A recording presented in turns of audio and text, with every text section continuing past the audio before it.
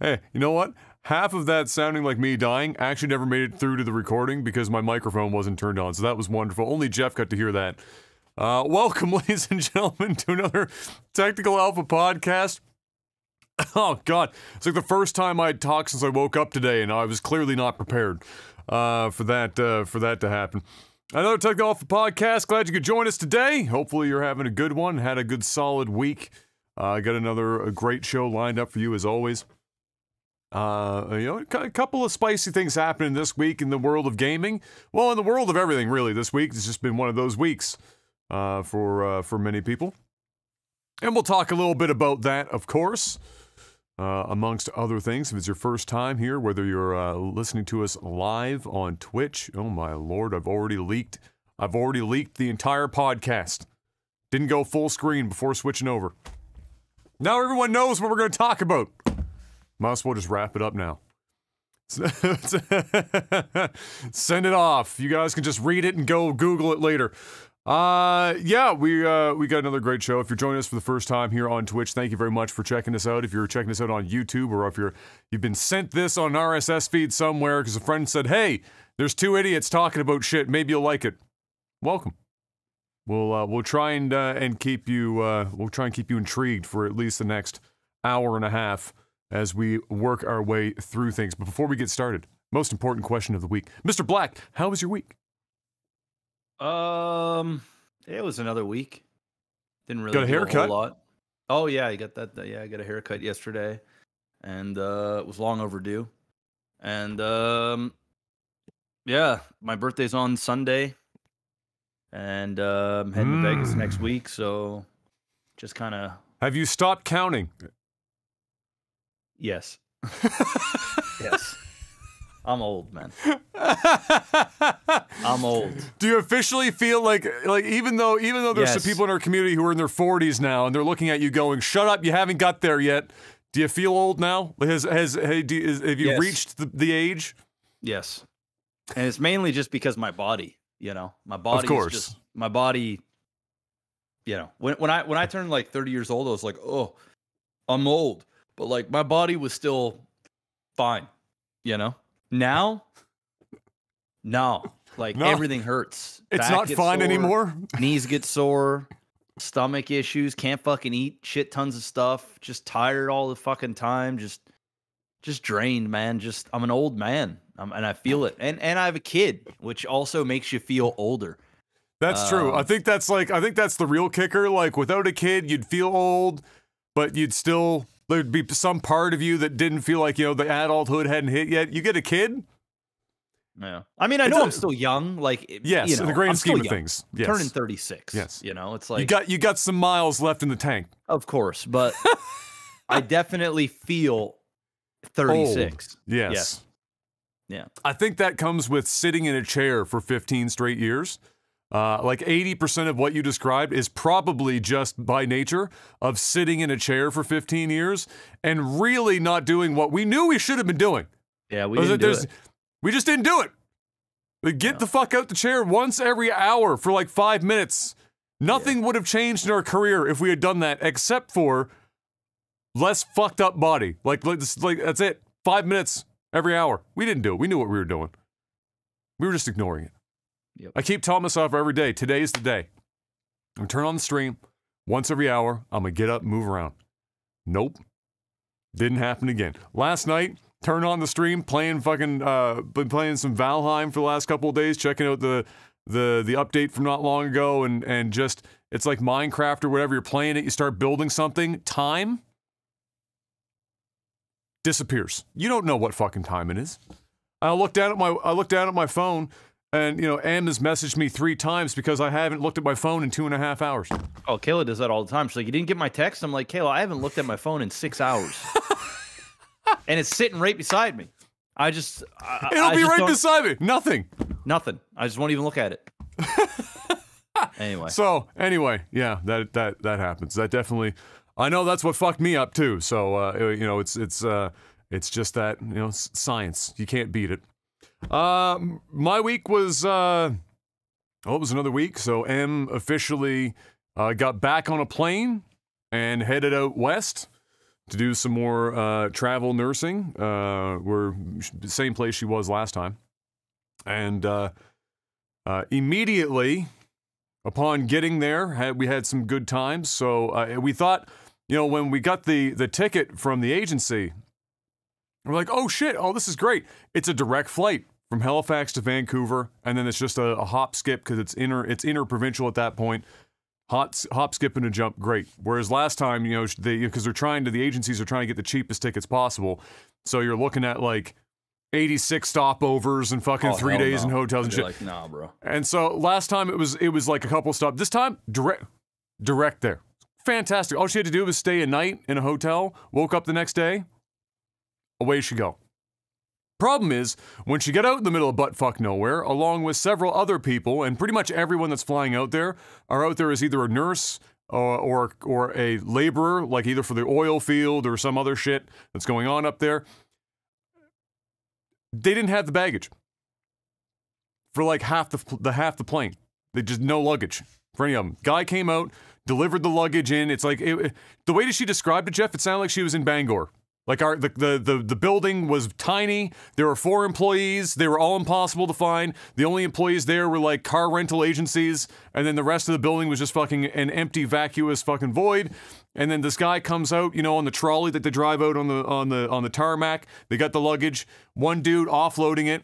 Says, that's it, turns around and leaves, and before anyone can realize that only half the luggage is even there, that dude's fucking gone, the plane is started up, their ass is fucking at a Dodge, and everyone's standing there going, well, shit, what the fuck are we supposed to do? We're here to work, and none of us have, like, anything more than our carry-on, so we, like, Em had, like, her scrubs and all that shit are in this bag.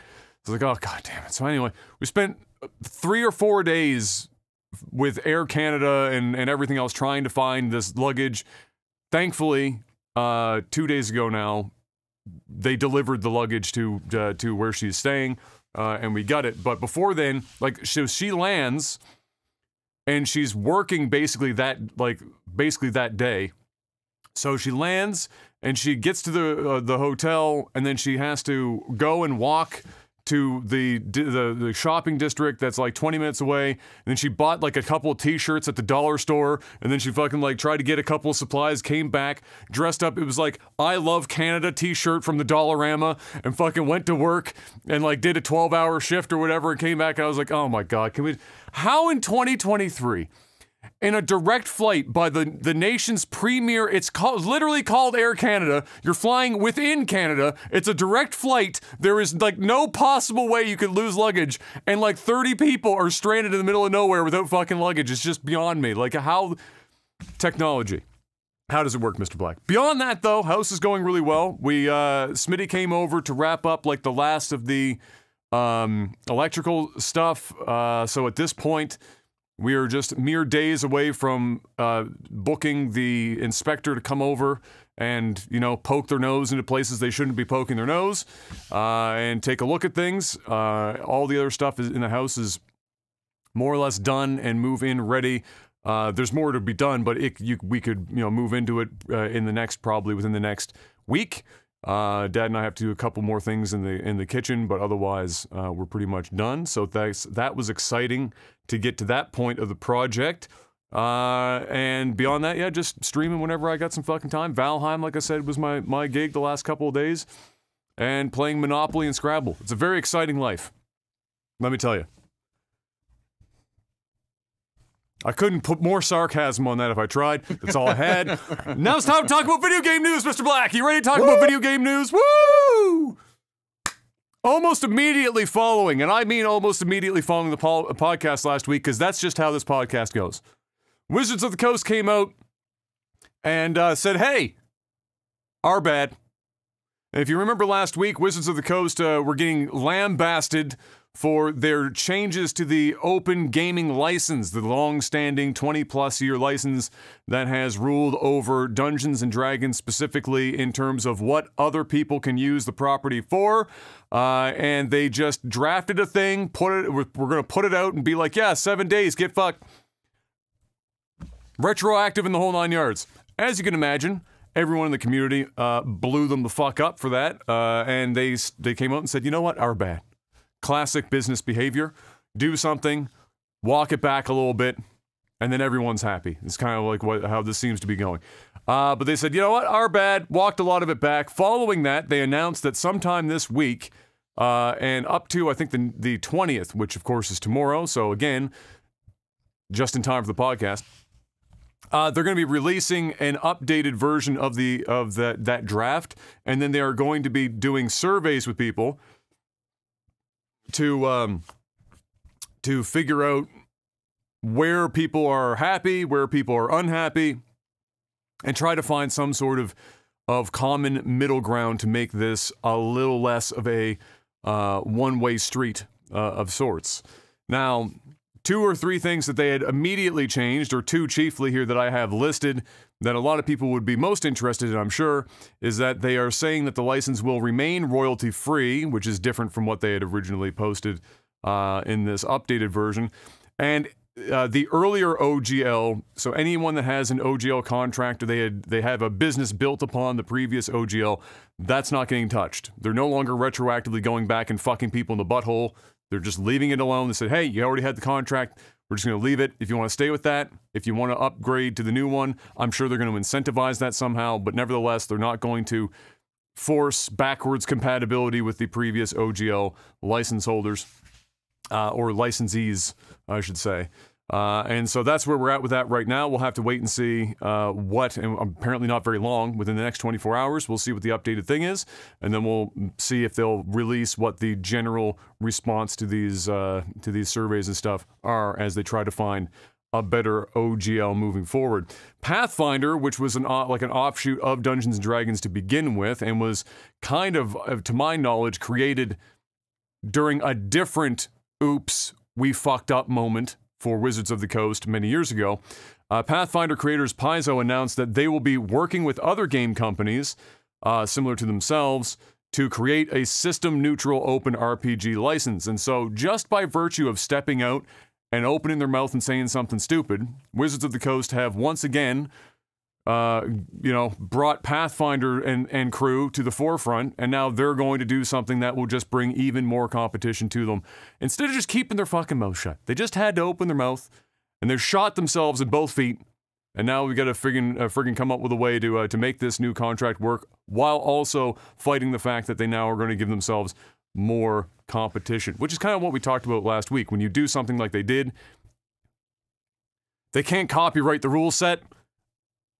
Somebody is going to come out and fuck you in the asshole, and this is what's happening. I don't think people thought necessarily that Pathfinder, who is already a major competitor, would be the one to do it. That's probably the worst case scenario for Wizards of the Coast, and unfortunately for them, worst case scenario has reared its ugly head. So we'll see how that plays out as well. The tech sector, Mr. Black, it's in rough shape. It's red. They always use, like in crypto, they always called it the red, a red day. A Bloody Friday, et cetera, et cetera. You go online, you turn on your crypto portfolio, and you'd see everything was down 4,000% because there was no such thing as reasonable swings in crypto. You were either up 4x to 20x to 200x, or you were down 1,000x. There was nothing in between. You never opened up your crypto portfolio and said, hey, we're up 0.7% today. Nice! You opened that shit up and it was, oh shit, we 500x'd overnight, or I'm broke. Well, that's happening in the tech sector right now, as you can see in just about every one of the fucking companies that rule the world right now. You look at the stock price after experiencing the lofty highs of 2019 through 2021 and change, where they often, almost all of them, peaked. Highest valuation, the trillionaire club of company valuations grew a few times in that period, and it's been a little rough. They're still up. If you look at the long chart for 5 years, clearly they're still fucking way up. But everyone looking at the near term are like, oh my god, everything's bad. And of course, with that comes layoffs. And lots of fucking layoffs have been happening in the tech sector. I'm sure many people have heard of several. I think every major tech company has already announced theirs. But chiefly, and what we're going to talk about today, because it's pertinent to the gaming sector, Microsoft announced 10,000 layoffs here this week. And we discovered not long after that announcement that a not insignificant portion of that 10,000 were actually also part of their gaming division. And to drill down even further than that, Many of them were at 343 Industry, of course, the curators of Halo. Some were also at Bethesda, but the majority of all announcements that I saw were from 343 Industry. I suppose that's not shocking, given the state of affairs with Halo. It's been a very tumultuous, rocky, faltering, I think is probably a pretty good word, experience ever since they launched the game, and even pre-launch. It was a very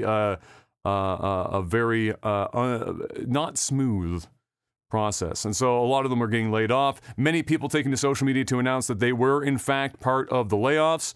And then in the midst of all of that, an ex-senior multiplayer designer for Halo, who now works at, if you look at his resume, the man gets around. He does some pretty big projects. The ex-senior multiplayer designer for Halo, Patrick Wren, put the management on blast for the failures of Halo Infinite. He says that, and this was during his time and whatever while he was doing Halo, he says that the developers on the front lines fought to make the best Halo game possible, but incompetent leadership consistently got in their way.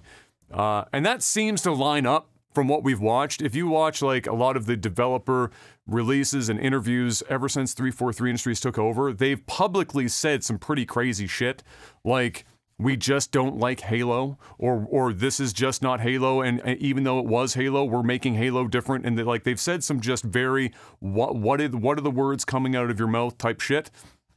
And so it wouldn't shock me if the management coming up with things. I mean, remember what we talked about where it was released, Mr. Black, that for Halo Infinite they were considering crafting. Remember that one? I do remember. What are the odds that was an actual just on the grounds developer that's been making Halo for 10 years sat down and said, "Hey guys, crafting." You think that was them, or do you think that was somebody that was in a management position that saw crafting being popular elsewhere and came in and said, "You know what could use some crafting? Halo. Make it happen." And thank God they stepped in and said, I think it was Joe Staten, when they hired Joe Staten to come in, and I think it was Joe, if I'm not mistaken, somebody can correct me if I'm wrong, but whoever they brought in, they said, "No, what the fuck? Stop the madness. What do you mean crafting? And Halo is Halo. Do you know what Halo is? You don't put craft, this is not Minecraft. Don't put crafting in Halo. What the fuck is wrong with you?" And coincidentally, also in the midst of this, we discovered that Joe Staten, who everyone that was holding on to the last shred of copium for Halo Infinite, they announced that Joe Staten was coming back to try and help stabilize the team, bring his expertise of Halo over the years to the team, and try and right the ship. He ain't there anymore. So, Joe Staten, it's not that he was laid off. Microsoft just took Joe and said, "You're going to come back and just be in what your position was before. You're working with the general Xbox division. You're not being placed back in 343 anymore." And so now we have all these layoffs, plus Joe Staten is pulled out.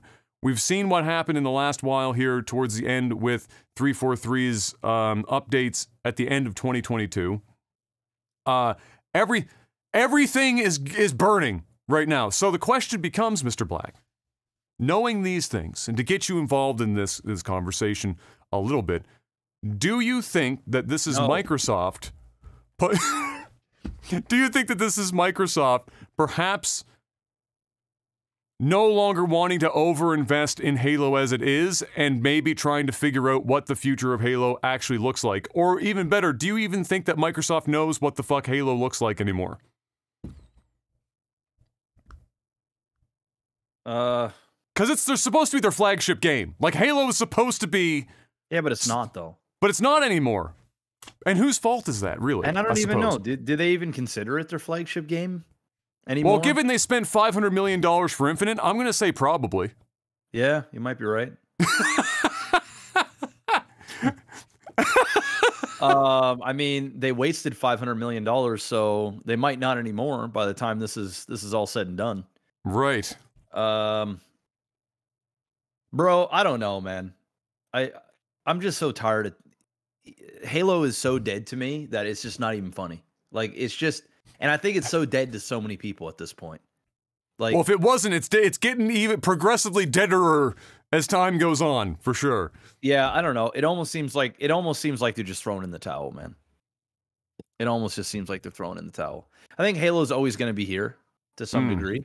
But I don't think you're ever going to see them greenlight a $500 million Halo franchise again. I just don't. I don't think so either. No. I don't think so either. Yeah, what bothers me is that I don't want to place blame personally only on 343 management. We see what Microsoft greenlights for Halo in the past in general. So, a great example of this, and what we'll talk about later on in the show, is the Halo Paramount TV show, where clearly nobody at 343 or at Microsoft stopped and saw what Paramount, the people that they put on it, on the project, said, this is the direction we're taking, and nobody apparently stopped and went,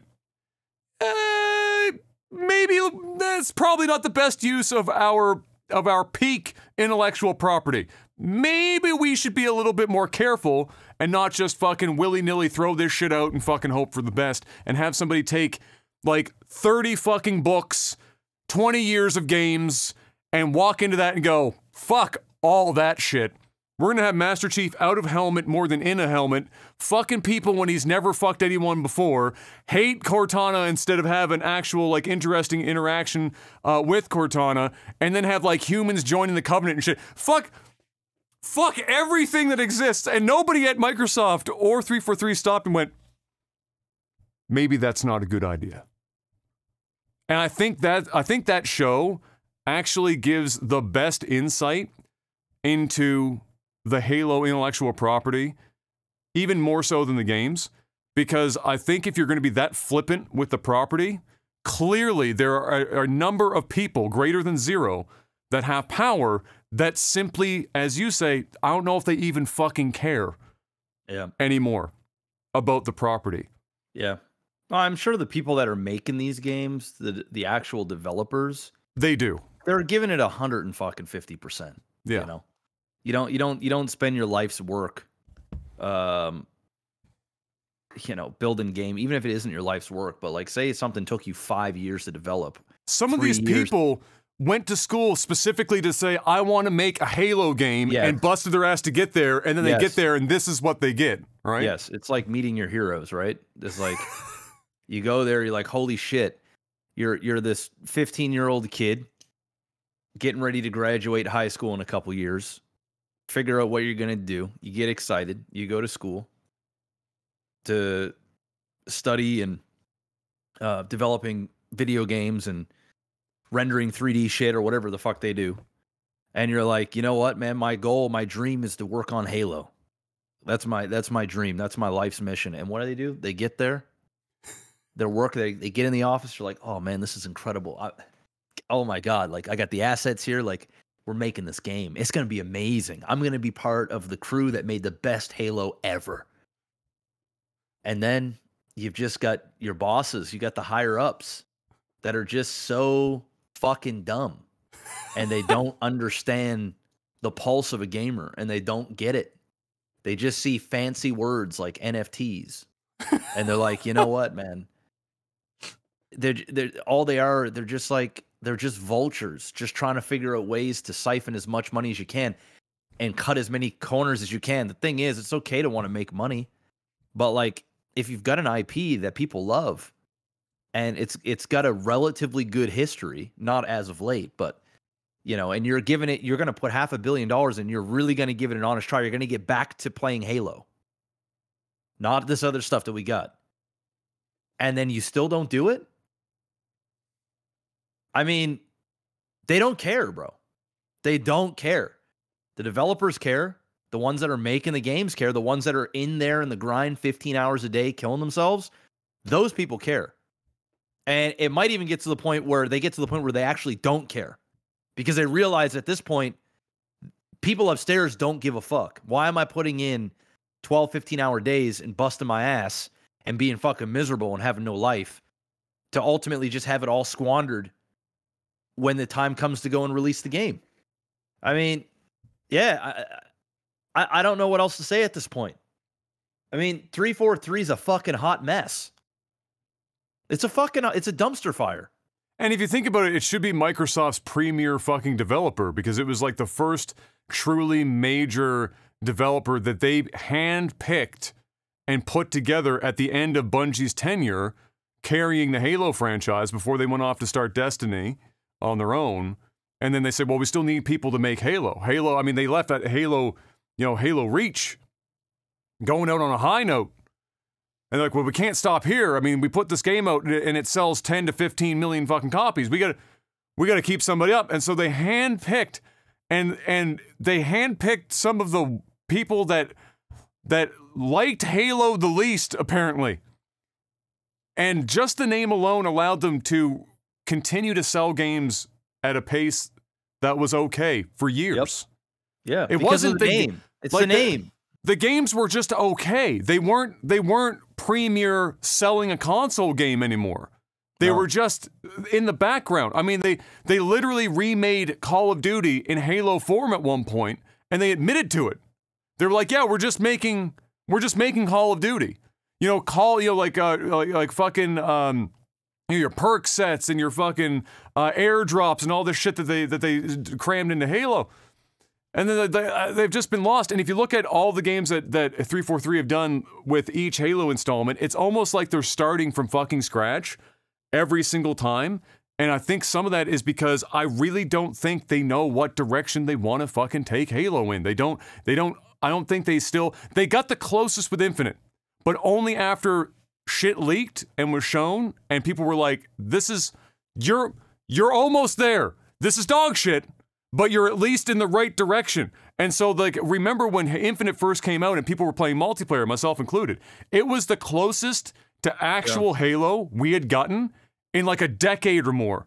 And so the hype was enormous because people were like, holy shit, this is actual Halo. And then they immediately fumbled that shit so fucking bad, and they continued to. So now here we are, and I'll wrap up this segment by saying this, is that I personally think that there is a greater than zero chance that Halo is shelved for a time after this. Oh, 100%. I think they're looking at Infinite and saying this was the roadmap. Yeah. I think they're going to claw the roadmap back. We're not going to get quite as much. It's not going to get quite as much attention. I suspect that 343 will continue to try to, as best they can, put something together for their own sake. But at the end of the day, I think if I'm Microsoft, I would have already been considering it. But at this point, you have to think, if there's anyone left at Microsoft that cares about using the Halo IP to continue to push great product within the company's game division, they have to look at 343 and go, guys, we gave you a long fucking tenure with this game and a lot of money. And yeah, you didn't completely blow it up, but you also treaded water and then literally drowned on the biggest of all of the projects. We talked about this. They needed a grand slam, bro. They didn't get a grand slam. They got a double. They went to second base, right? They touched some titty. That was it. They got to touch a titty. That was the show. But the girl was ready, and she was primed and ready to get fucking pounded. And all you did was touch a titty, and she left. Now she's back at home, and she's got the vibrator out, and she's doing it herself. And you just couldn't muster up. That's what happened here. They got to second base. They needed a grand slam. They had to get the grand slam. A home run wasn't even enough. They needed a grand slam. They knocked that shit out. They didn't knock this shit out. They didn't even come close. They had a little glimmer. A little glimmer. The game started. The bases were loaded. It was the fucking bottom of the ninth. You know what the bases were loaded were? Battlefield and Call of Duty failed simultaneously in the same year at the same time for the first time ever. That's as loaded as the bases could get. Dude, the bases were loaded, bro. The bases were loaded. The stadium was packed. It's the bottom of the ninth. Bases were loaded. And they sent out the pitcher to swing. That's what he did. And listen, bless the pitcher. He's a great pitcher, but he's not a hitter. No. And he swung. And you know what? It got past the shortstop, and it went into the infield, the left side of the field. But there somebody was to pick up the ground ball and just chuck it to third and just ended the play. And you lost the game. 2 people got home. You needed a grand slam. There needed to be 4 runs. There wasn't. It's oh over. Boy. It's over. So, you know, now they're going to have to wait to the next World Series, and it's going to be a long time. It's going to be several years. Several years. And they have to wait long enough that people forget the misery. They have to do like the old adage of just don't open your mouth for a long period of time until people have more or less, it's washed from memory. Or they look back at it and they're like, oh, it wasn't as bad as we remember situation. Yeah, one of the two. One of the two. Either way, It's a long time. It's over. You know what pisses me off, though? What the fuck is Microsoft doing? They have so many IPs that they don't. I just want to remind everyone that Microsoft has the entire catalog from Rare. I just want to remind people. Where are the games? Just Rare on its own. And nothing. The closest we're getting is they finally decided to do their quadruple A Perfect Dark, which is literally a tire fire right now, from what we understand. And that's kind of it. Imagine a fucking team put together to bring back a Banjo-Kazooie. There's been nothing in the fucking collectathon platformer other than Mario at the AAA level for fucking years. Banjo-Kazooie was goated. It's sitting in a vault somewhere. Conquer. Shit. Yep. Why not? Come on, bro. They just sit. That's why I'm scared that they do get, like, they get the Activision Blizzard thing. You know, they're buying Bethesda. They have so many IPs, and people are like, oh, this is so exciting. No, they have so much. And then you realize that they never use any of them. They're not doing anything with them. They're not doing shit with them. Just sit on all that fucking gold, man. It's crazy. Absolutely crazy. Overwatch League. Speaking of crazy. Overwatch League. The teams have apparently had enough of paying huge costs to maintain teams in the league, while Activision Blizzard does less and less to bring profitability to their own esport. So, whether or not anyone knows this, the Overwatch League is one of the, if not the most expensive leagues, short of maybe League of Legends, to get into as a team and to maintain a team within the league. And that's fine. If you're going to charge people, you know, it's kind of like I'm like, I would say an analogy is like when you have a rental property, especially if it's a rental property, to use my own example, where they're going to be living underneath of you in your primary residence. You need to almost price it, even though it might not be worth that much. You almost need to price it to a level that reduces the people that are going to be able to afford it to a group that you are assuming will be the least amount of trouble. And that's an uncomfortable truth for some people, but that is what some people do, because they look at it and they go, well, what else am I going to do? Burn my own fucking house down by just making it worth like $400 and then like have like literally anyone capable of renting it? So they look at it and they go, all right, well, it's okay to charge this much money, because then it means that theoretically the quality of the people buying teams and maintaining teams and seeking sponsorships to float the teams and bringing stuff to the league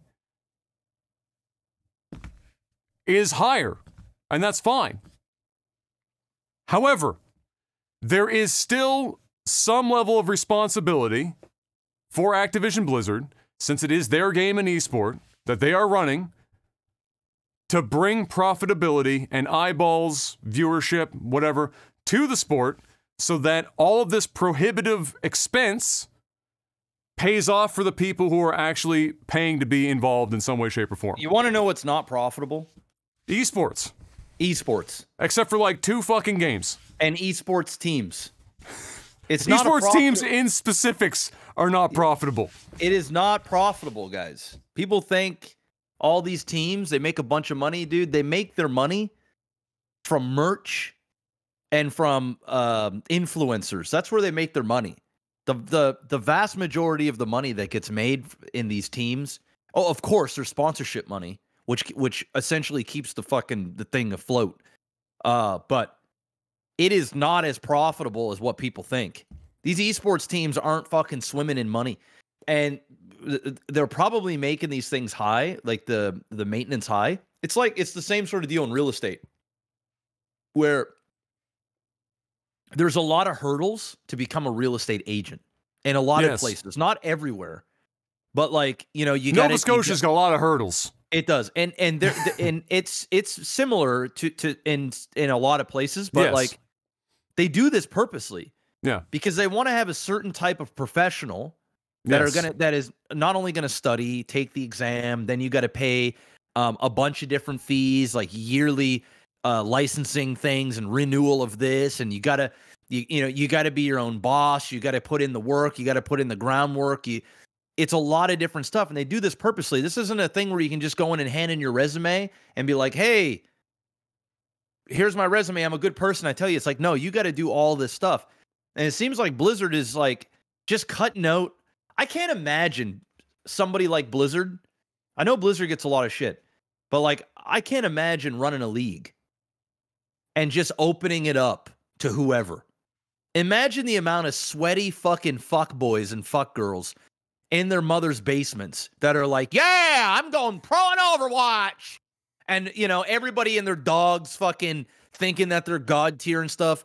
What these things do is it just creates it so that really only a certain number of people can actually get in. And typically those people are ones that are taking it serious, that have all their ducks in a row, that bring a level of professionalism, that bring a level of legitimacy. And that's why they create these barriers, in my opinion. The problem is if the barriers are too high, a lot of these esports people, they're already just getting by. And a lot of the times, a lot of these owners of esports, they go under. It's just a matter of time. There's like a handful, maybe like 6 actual esports teams that have lasted a decade. Where are all these other teams? They're gone. Especially in North America. Like, in North America, of course. Yeah.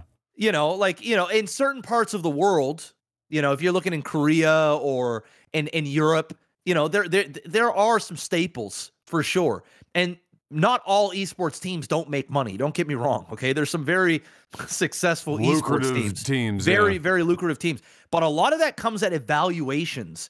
A lot of these esports teams, it's not about money in the bank.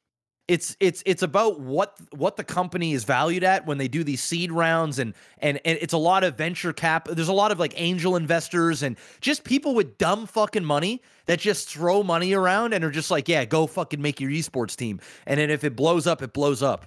It's a lot of this stuff, and a lot of it's corrupt. There's a lot of fucking shit. Well, it's, you know, especially it's like a shit show. It's how a shit often show. How often do you hear about like an esports team, you know, getting any amount of money, and then you find out not long after that like half the players aren't getting paid, and one or two people at the top are like just siphoning money out of the fucking company, and then the company folds, and then there's like no recourse. Yeah, they're doing trips to fucking LA, getting crazy condos and fucking partying their ass off and fucking partying like they're Dan Bilzerian and just using the esports money, and people are fucking you know, people are like, where's my money? And then when the people leave, they're like, yo, this organization owes me $13,000 or 20 grand or whatever, or I did this. You know, not all of them are bad. Don't get me wrong. There's some really good ones, but there's a reason you hear a lot of these examples. I mean, you see even 100 Thieves. I saw this shit on Twitter last week. Oh yeah. They let go of a bunch of higher ups as well. And these guys are like the guys, you know? They're like the merch, they're the sponsor merch gods in North America. Even they're struggling. Bro, they look. So all that is to say that I don't think a lot of people, otherwise they wouldn't have bought into it in the first place. I think they're all comfortable with that. The idea, though, is that that there is a mutual responsibility. The responsibility of the team owners and management is to provide the funds to get into the league, and then to do their best to maintain the teams and the players that are on them under the guidelines of the league.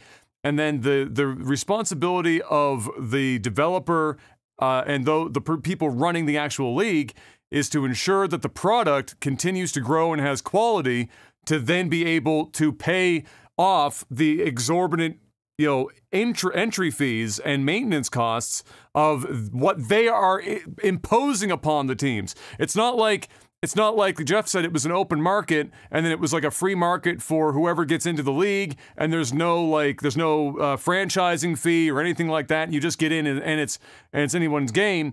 there's a high dollar value strapped to it that you have to pay. And so as soon as you force people to pay, you really should have a responsibility to ensure that on the other side, there is an opportunity for them to earn that money back and be somewhat profitable if you plan on keeping this esport alive in any capacity. Well, it seems like Blizzard has this fucking stink about them now because they're fucking dumb as shit over there and they don't know what the fuck they're doing.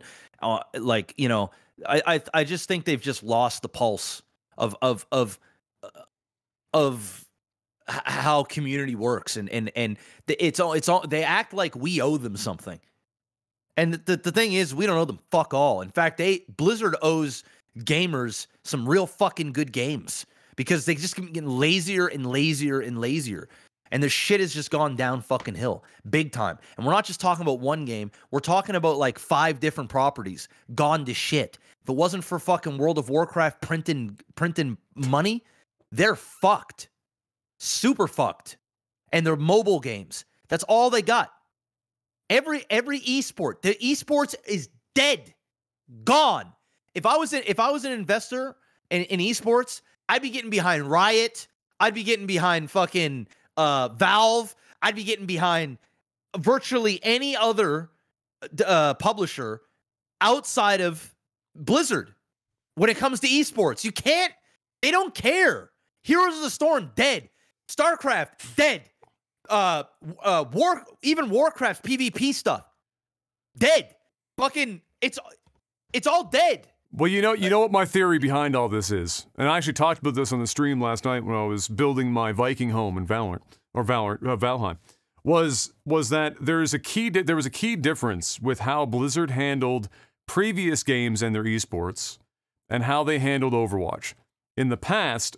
And the most successful esports to this day, with very limited exceptions, if there are any, maybe Valorant being one, is that any other esport that existed because a game was provided that had a competitive feature, and an esport grew out of it organically from the community that was playing the game. And after it's like, and why a company would look at that model that's been successful forever and think that at any point in time, trying to jump that gun and say, okay, not only are we going to make a game that has a competitive mode, we're going to make a game specifically to be an esport.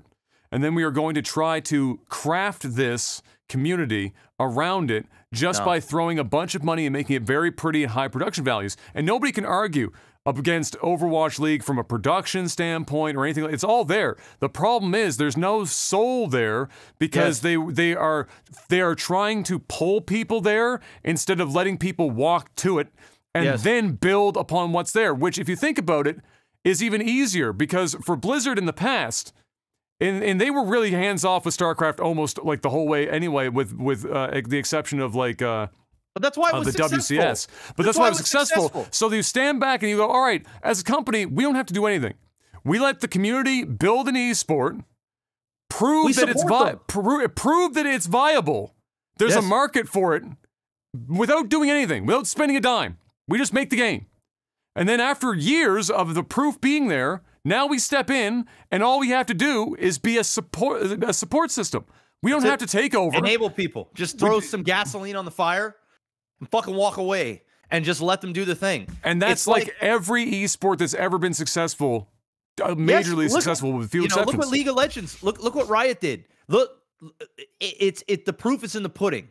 And the problem is Blizzard is just, they lost every soul that is there. And now they're just mindless drones that think they know. That's just ran completely like corporate. We saw same thing happen with Twitch. We saw it happens everywhere. And they just lost it. It's like, have you ever been to, for those who don't know, okay, if you've ever been to a black potluck, right? Have you ever been invited to the cookout is what you're asking people. The cookout, okay? It's like going to a cookout, okay? So say for example, Adam, right? Let's pretend, you know what? Your girl's Filipino. Okay? Yes. The Filipinos, they have their know how to cookouts. cook. They know how to cook, okay? Yeah. Period. Now, it's like you going to meeting your girl's parents and family, and they're fucking excited to meet you. And I'm sure this is going to happen in real life. And you're going to go meet them. And what they're going to do is they're going to prepare a shit ton of food. and it's just gonna be a massive amount of food. Oh, yeah. And everybody and they dog. I mean, Filipinos got some big ass families. They're gonna be coming in. An event. And it's gonna be an event. You're gonna walk into the kitchen and you're gonna be like tiptoeing around because there's just gonna be food everywhere. And you've got just flavor from all different families. They're cooking their best dish. So like you've just got the best representation of every single family. You know, her brothers, her sisters, fucking grandparents, aunts and uncles, cousins, relatives, friends of friends. They all got the dish. They're bringing it. It's fucking, you go there and it's delicious. You're like, oh my God.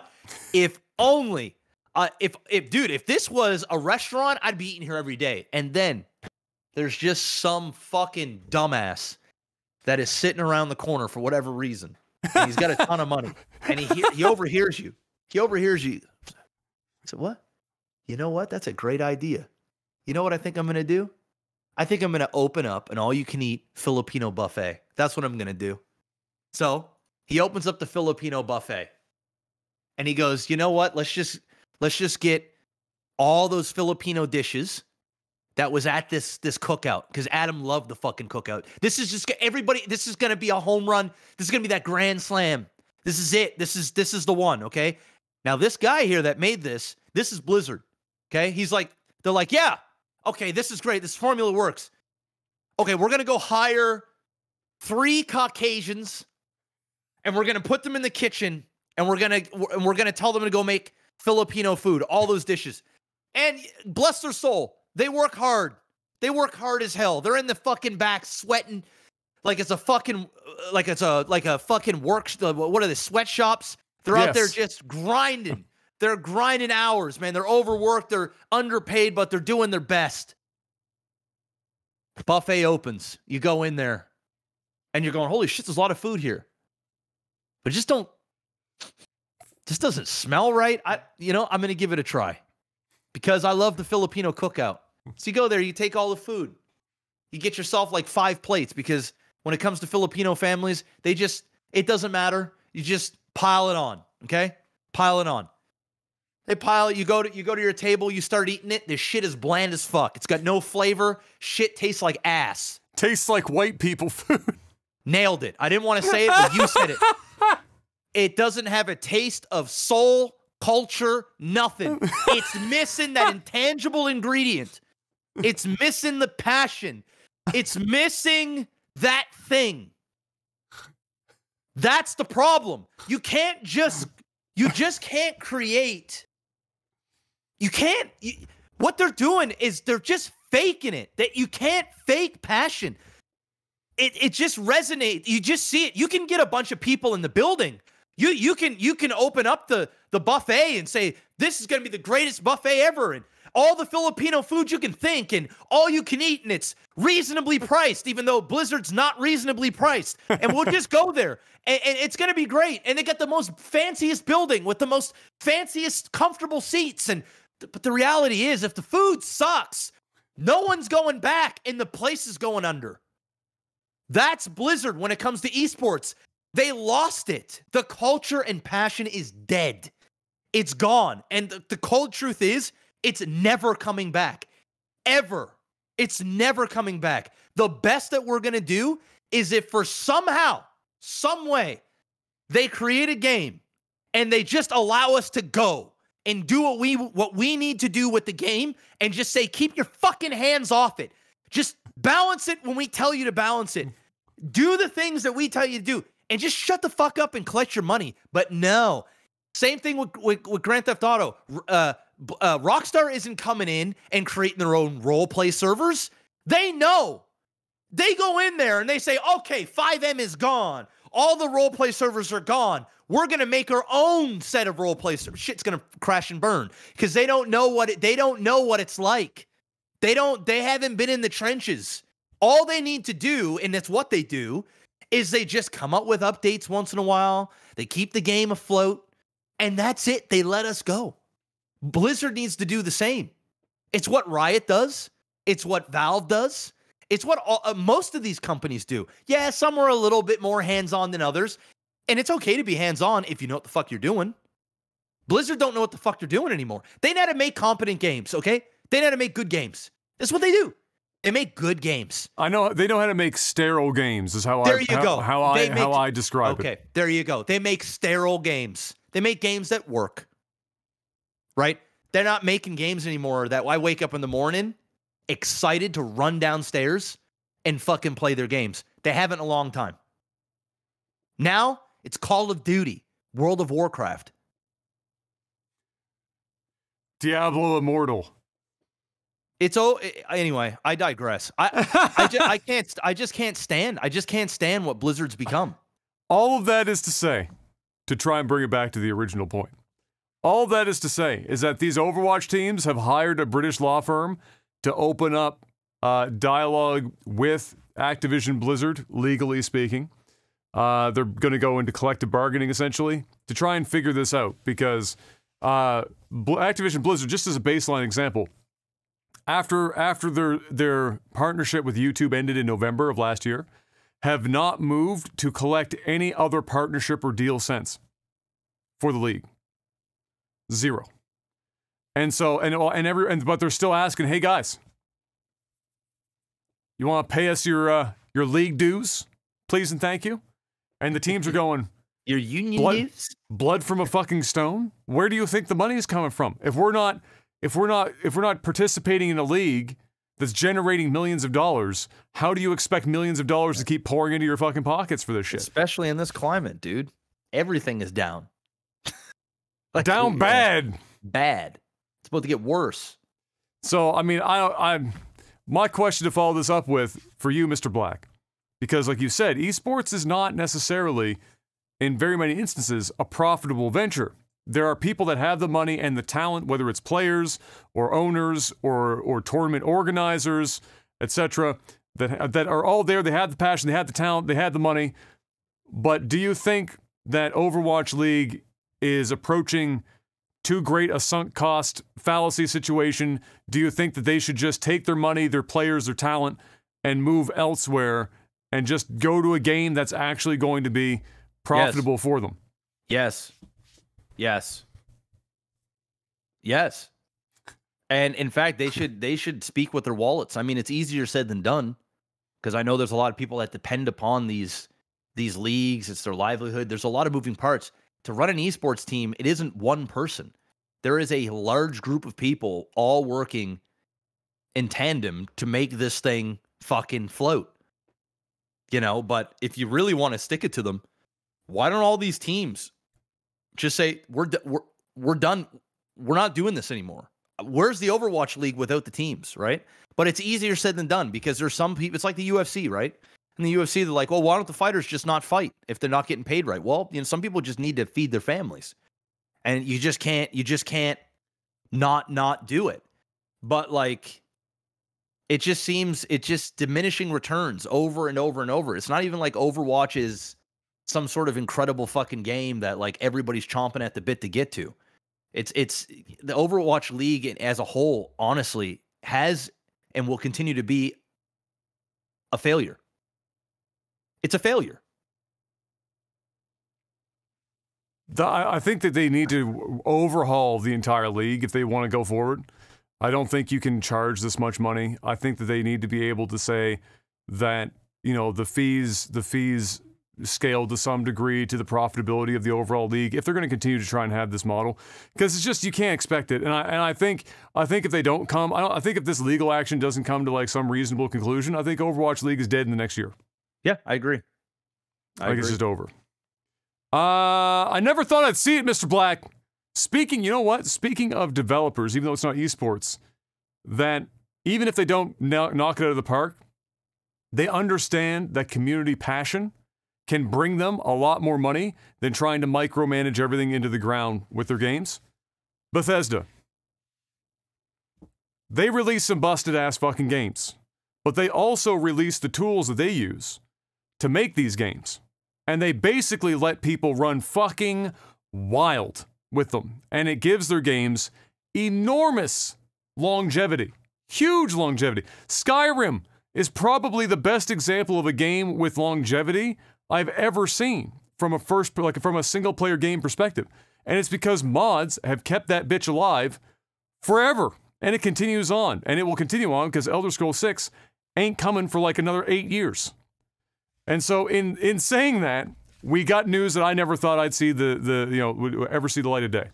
So as you may or may not know, whether this is Mr. Black or those at home, there have been 2 different projects being run on a voluntary basis from 2 different communities. So I think some of them may have some crossover, but there's 2 projects. One's called Skywind, which is recreating the entirety of Morrowind within the Skyrim engine. And the other is called Skyblivion, which, as you might be able to ascertain if you haven't already, is Oblivion being recreated inside of the Skyrim engine. Both of these projects have been ongoing for a very long time. They have been built entirely by people volunteering their time and their expertise within the industry, whether it is concept artists, writers, voice actors, musicians, 3D modelers, programmers, everything. They have their own team, globalized in many different places, many different countries, and they've all been banding together to manage and put this project out and release it at some point. Well, guess what? Skyblivion, just a couple days ago, announced that their game is on track and may even be earlier. They're just giving it a little extra padding. 2025. Skyblivion will be released. And I don't know how many years I've been working on it. It's a long fucking time. And I really didn't think it would ever happen.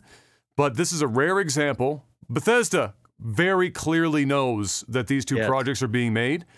You don't see them pulling a Nintendo, walking in and saying, hey. No. You can't do this shit. No. Because you know what they know? You know what they've done? They've created it so that, yeah, you can play these, but you need to own those 2 games for it to work. Yep. So they're getting their money. And Bethesda's not sitting there remastering or remaking 2 of the largest games in the genre previous to Skyrim. Because the community's doing it for them. They're going to save tens of millions of dollars just letting the community do what the community does. And funny enough, if there's any errors, mistakes, the people are going to be so much more forgiving. And the community fixes it. And they fix it themselves.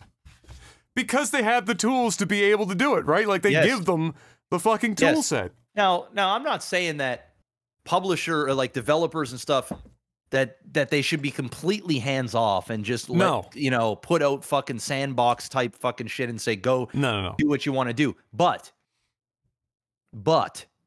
they also, they have to have the realization that when they have a great game or a great concept, and they've done a really good job at presenting it, and then people love it, and they want to modify it so that the masses can enjoy it even more. Look what happened with Rockstar, Grand Theft Auto. I mean, Jesus fuck. Game still sells like crazy. Most of the biggest games in the world, I would venture to say, if we look at the top 10 games ever that have sold ever, I would say 50% of them are games that community have taken a strong grip hold on and have done and made it the success that it is.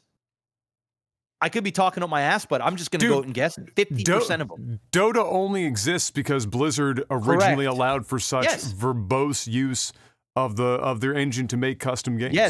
Yes.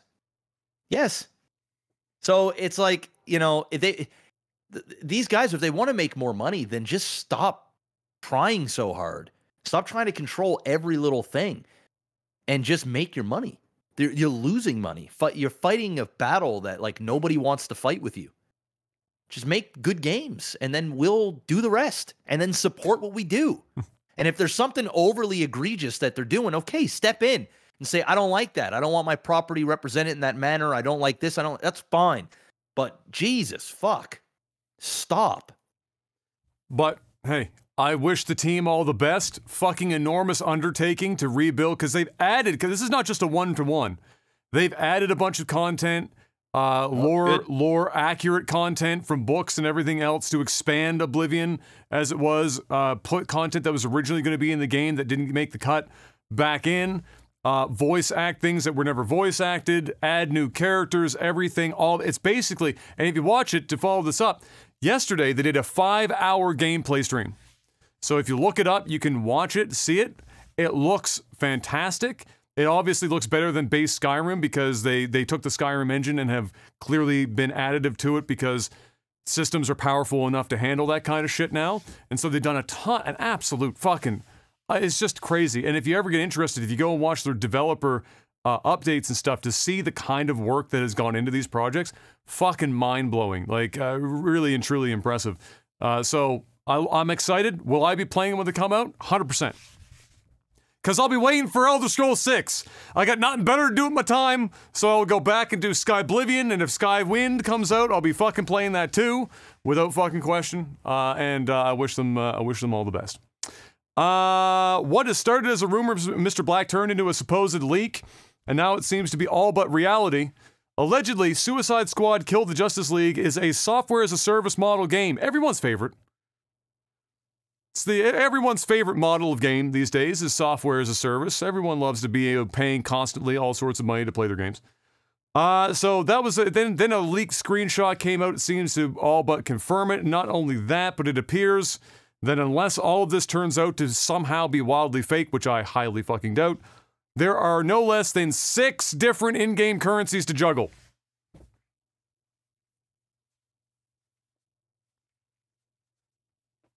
Six! What? Who in the hell wants to manage 6 currencies in a game?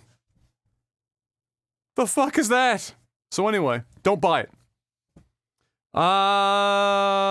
Let's see here. Latest sales estimates came through, Mr. Black, for the end of the year. For the consoles. So I thought I'd just squeeze this in here because it's nice and easy. Big shocker. Nintendo Switch? Selling lots of consoles, Mr. Black. In fact, they have crossed an estimated 120 million of that bitch. It's a lot of consoles. That's a lot of consoles. They also continue to sell the most in most of the periods that are being tracked. So even today, despite having that much of a reach, they're still selling enormous amounts of Nintendo Switch consoles. Coming up behind the Switch is the PS5, who is just, when this was reported, just shy of 30 million. However, I think it was even within the last week. It was in January. I want to say it was in January. Sony announced that the PS5 had passed 30 million in lifetime sales to this point. And then the Xbox Series consoles have pulled down 21 million. So not like dramatically behind. You'd think, given all the news that you've seen about like, oh, you can't find a PS5 and holy shit, nobody's buying an Xbox and shit. It's 9 million difference. Neither of them are anywhere near the fucking Nintendo Switch. It's kind of fucking, and won't be, ever.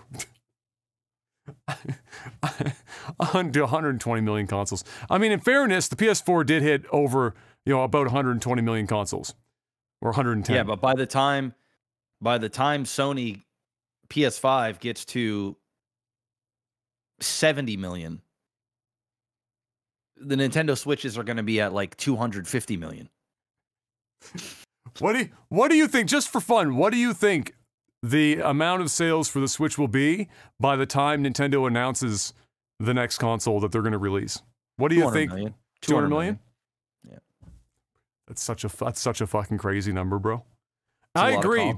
You know what? Because if you go back and you look at their previous sales and you were to combine their consoles with their handheld market. Yep. And the Switch is essentially both of them, right? So you're not going to get perfect scaling. No. And new versions of the Switch is gonna come out. There's gonna be another version of the Switch, which tons of people are gonna go buy. Switches break. That's also the beautiful thing, is like when you travel with a console, you drop it. It gets lost, it gets stolen, it fucking all these different things, which forces people to go out and buy more. You don't really get that with a PS5 and an Xbox. I know it's not really the things that they're looking at when they're fucking creating the console, but like it's one of those tangible things that like I would imagine that probably 3 to 5% of all of the stuff that all of the consoles that are being bought are because they're being replaced via something broke or it got stolen or lost. Well, I mean, look at it from this perspective, from like a mobile perspective. I mean, look at how much money that Apple makes on Apple Care. Phones, fucking, because they know people got this shit out. They dropped this bitch once. That's it. It don't matter what version of Ruby fucking glass they got on that bitch. You dropped that once the wrong way. Game GG. over.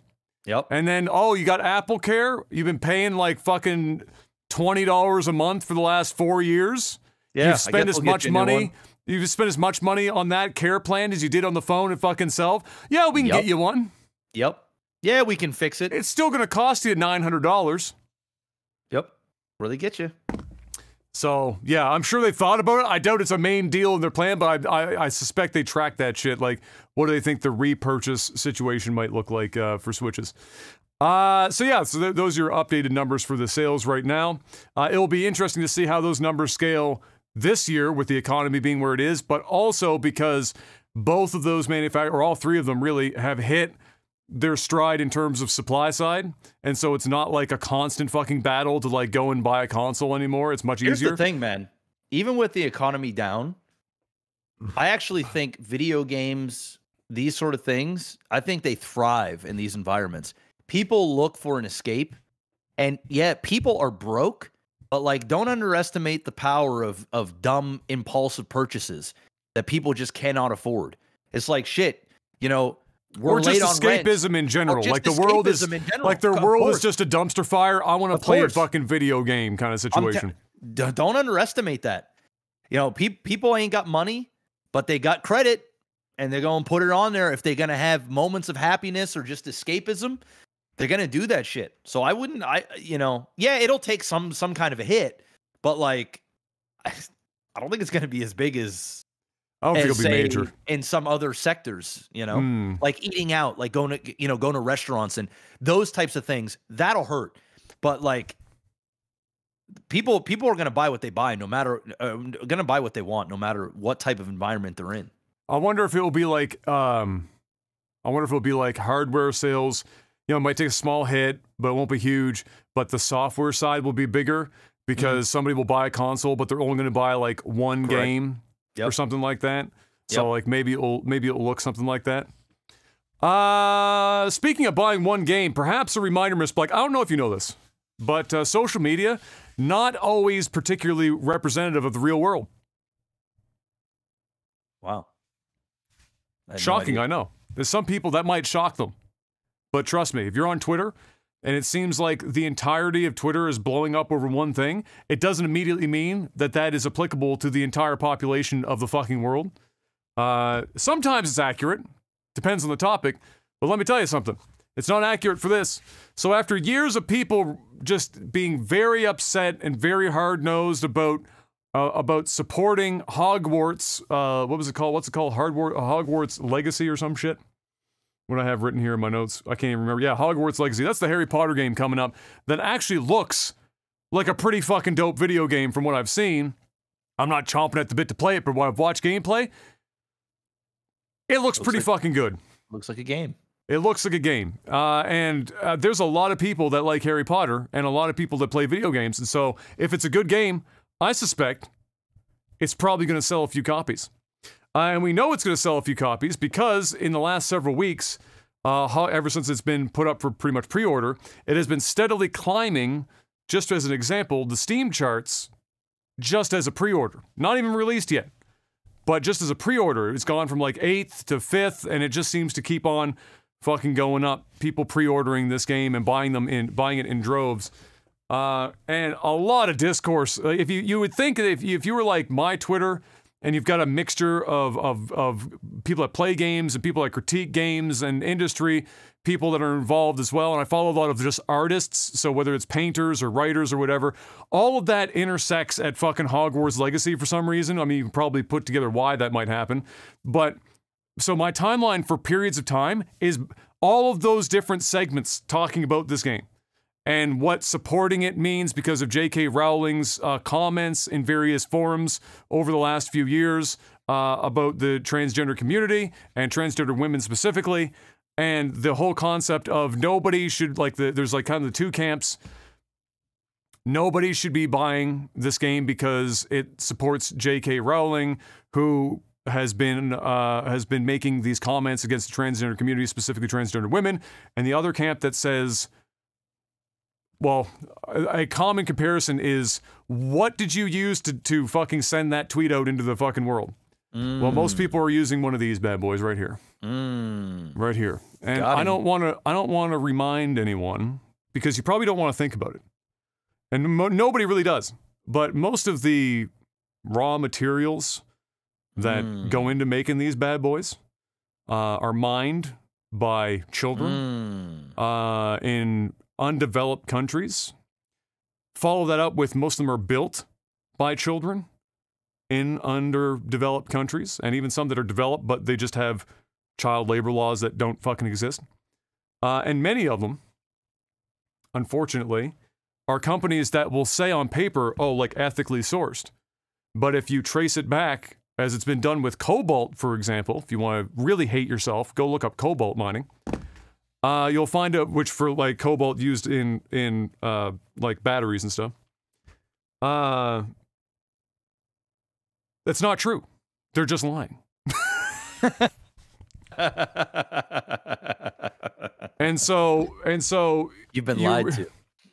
So for example, the comparison. So Chris is saying in chat right now, the comparison doesn't really work though, because things like phones are a necessity in the modern world. The game isn't. Well, two things. One is that, like, let's say a direct comparison isn't. You want to posit that it isn't possible. I'm not trying to make the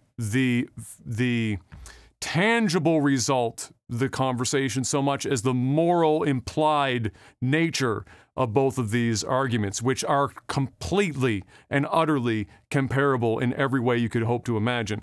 Now, if you want to talk about the utility of a game versus the utility of a cell phone, I know at least 3 people my age that don't use a cell phone, except for when they have to, and they have a burner phone that they spend $3 a month at a fucking like 7-Eleven that they bought a prepaid thing for, because they hate this shit. And they get off of it. It's not necessary to have that. Does it help you? Sure. Why not? Absolutely. You don't what did you think did the world fucking revolve around it before this? Like, you don't really need it. Anyway, it's not about the tangible comparison. It's the morality of these conversations, because that's what it's really about. Because at the end of the day, whether people are buying this game or not, I hate to be the bearer of bad news. J.K. Rowling is making fucking ass tons of money. And that's not going to fucking stop. Because there are a lot of people that you will never reach in your lifetime. And even if you did, will not fucking care. Because that comparison of saying, well, if I buy this, then this person who I think is bad, or I believe is bad, is going to profit. If you don't want to talk about phone, let me just continue on. It works for everything, bro. For everything. This fucking random tape measure.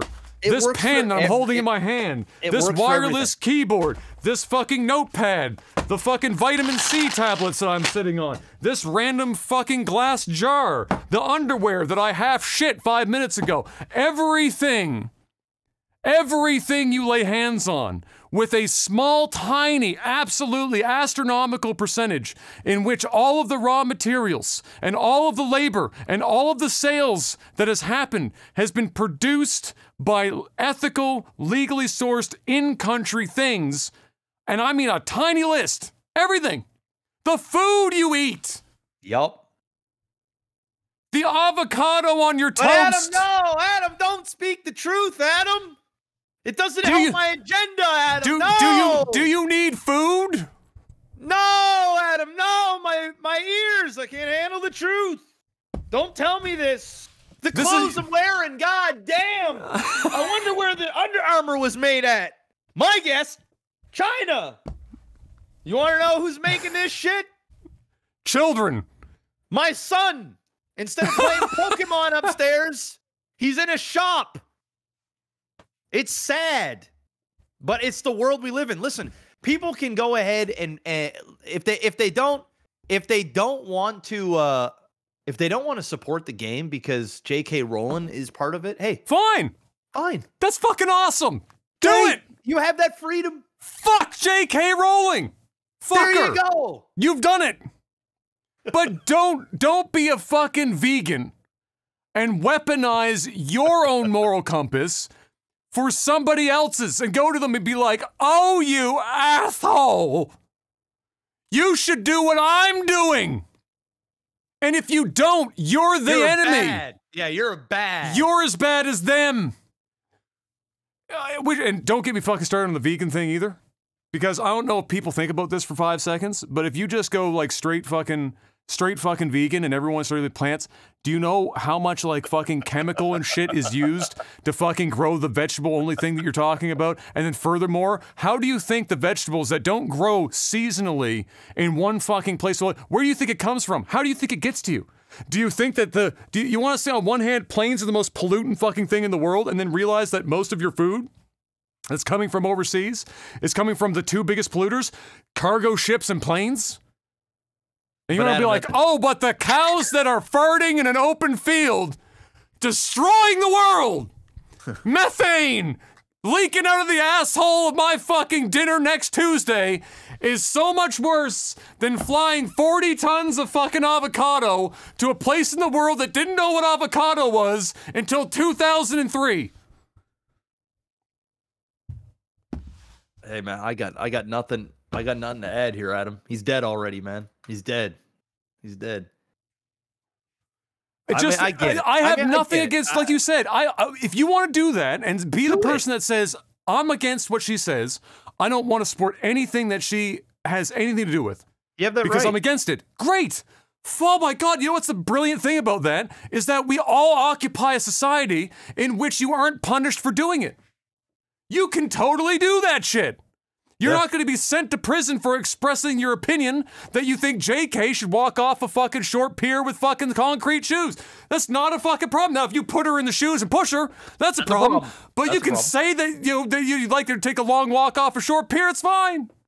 But stop trying to weaponize and vilify everyone that doesn't hold the exact same like moral opinions about various things that you do. Just express your opinions. And if people ask you about it, explain your position calmly, and then that's it.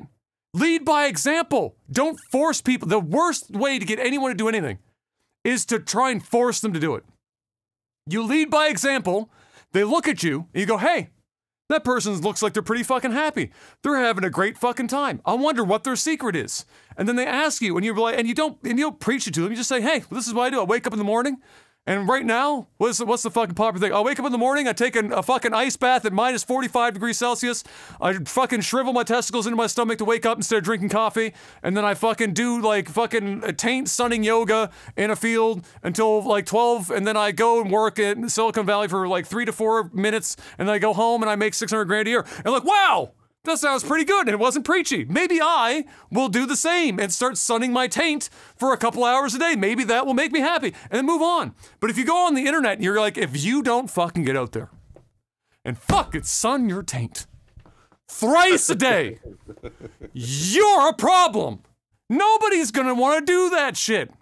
They're just gonna think you're an asshole. And if you represent something that way, then they're gonna associate the assholes with the thing that you're trying to convince them to do. It's the opposite way to get anyone to do what you want. So just do your thing and let other people do their thing. And maybe don't look when you say, I'm going to like, everyone should boycott fucking, I don't know, fucking Weber natural vitamins. And you're like, fuck this company. And then you feel, and then you go and buy another vitamin brand. And then you realize that the 2 vitamin brands are owned by the same fucking major conglomerate. They're owned by the same guy.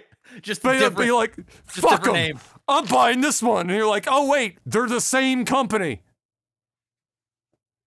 Just do your best, stay in your fucking lane, live your life, and when people come to you and be like, hey, what's the secret?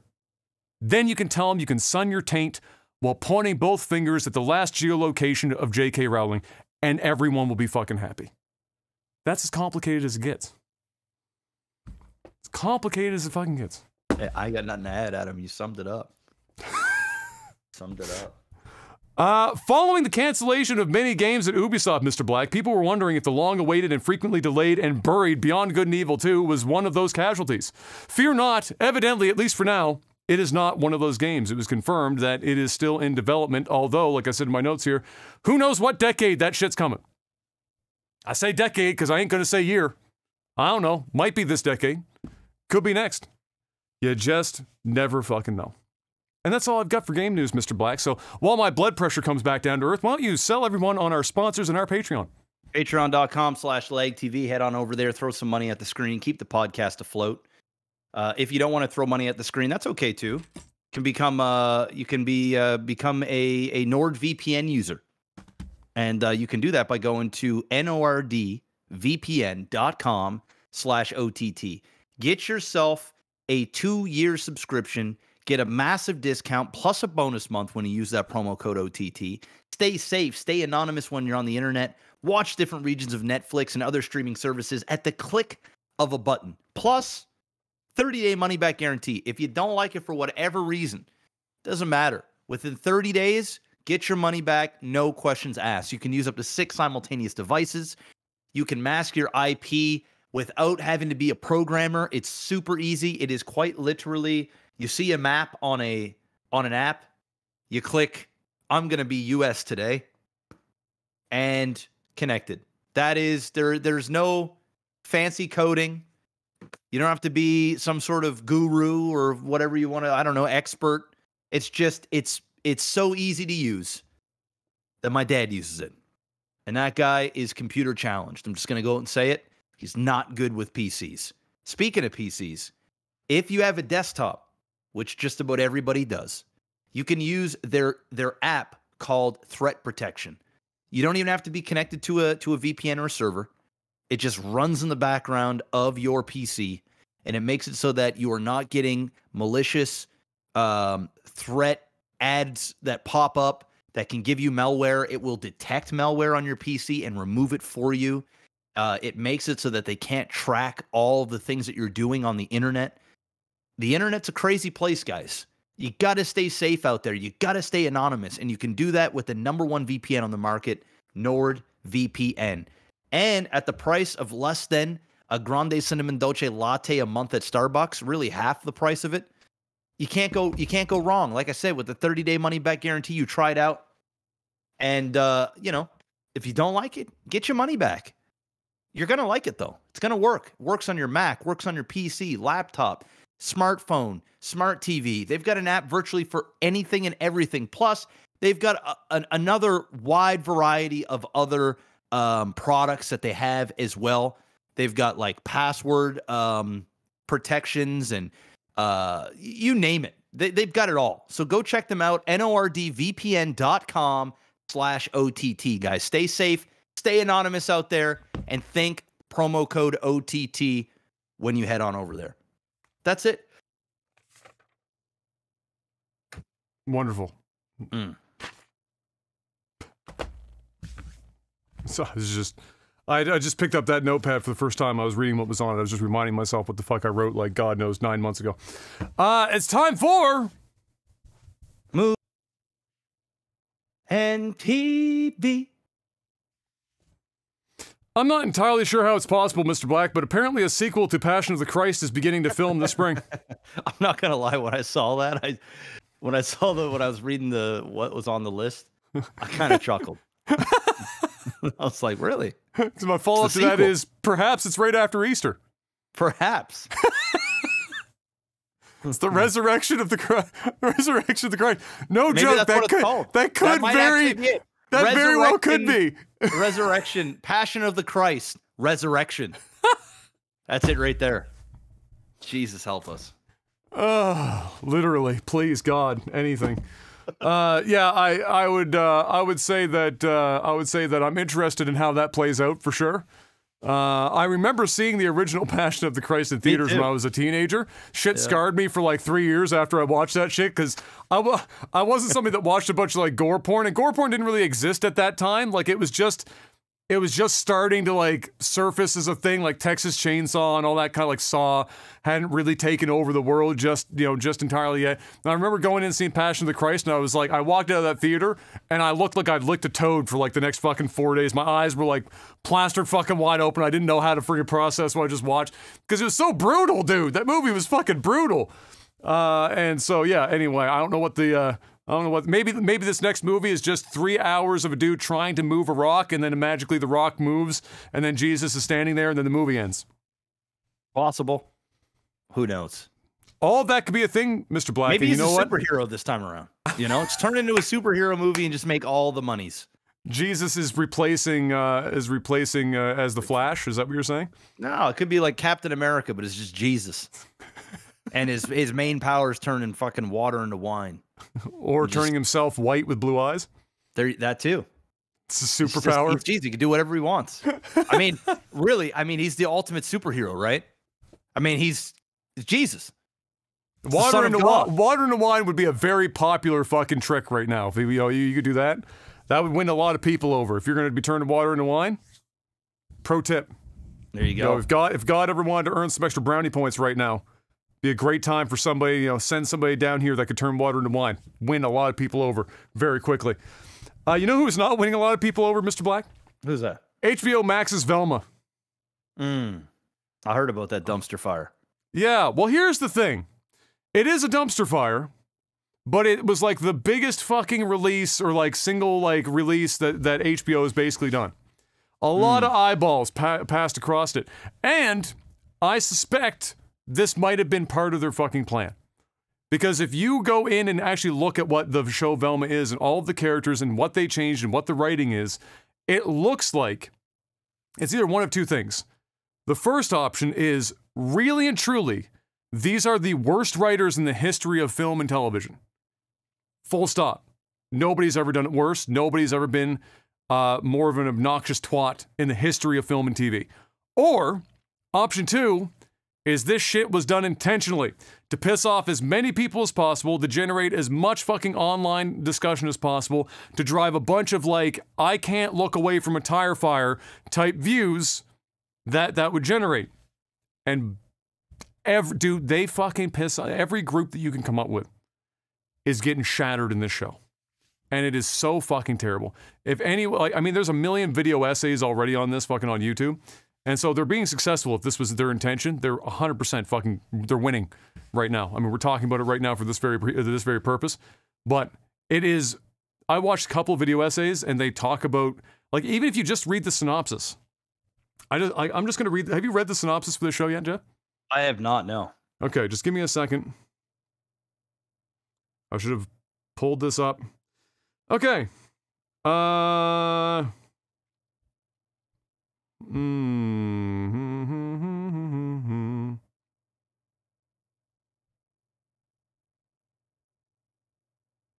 Where is it?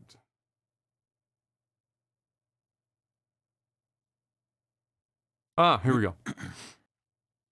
At Crystal Cove High School, Daphne is a popular mean girl orphan who deals drugs because of a dark family secret. Her boyfriend Fred personifies mediocre white richness. His mansion holds a dark secret, and he has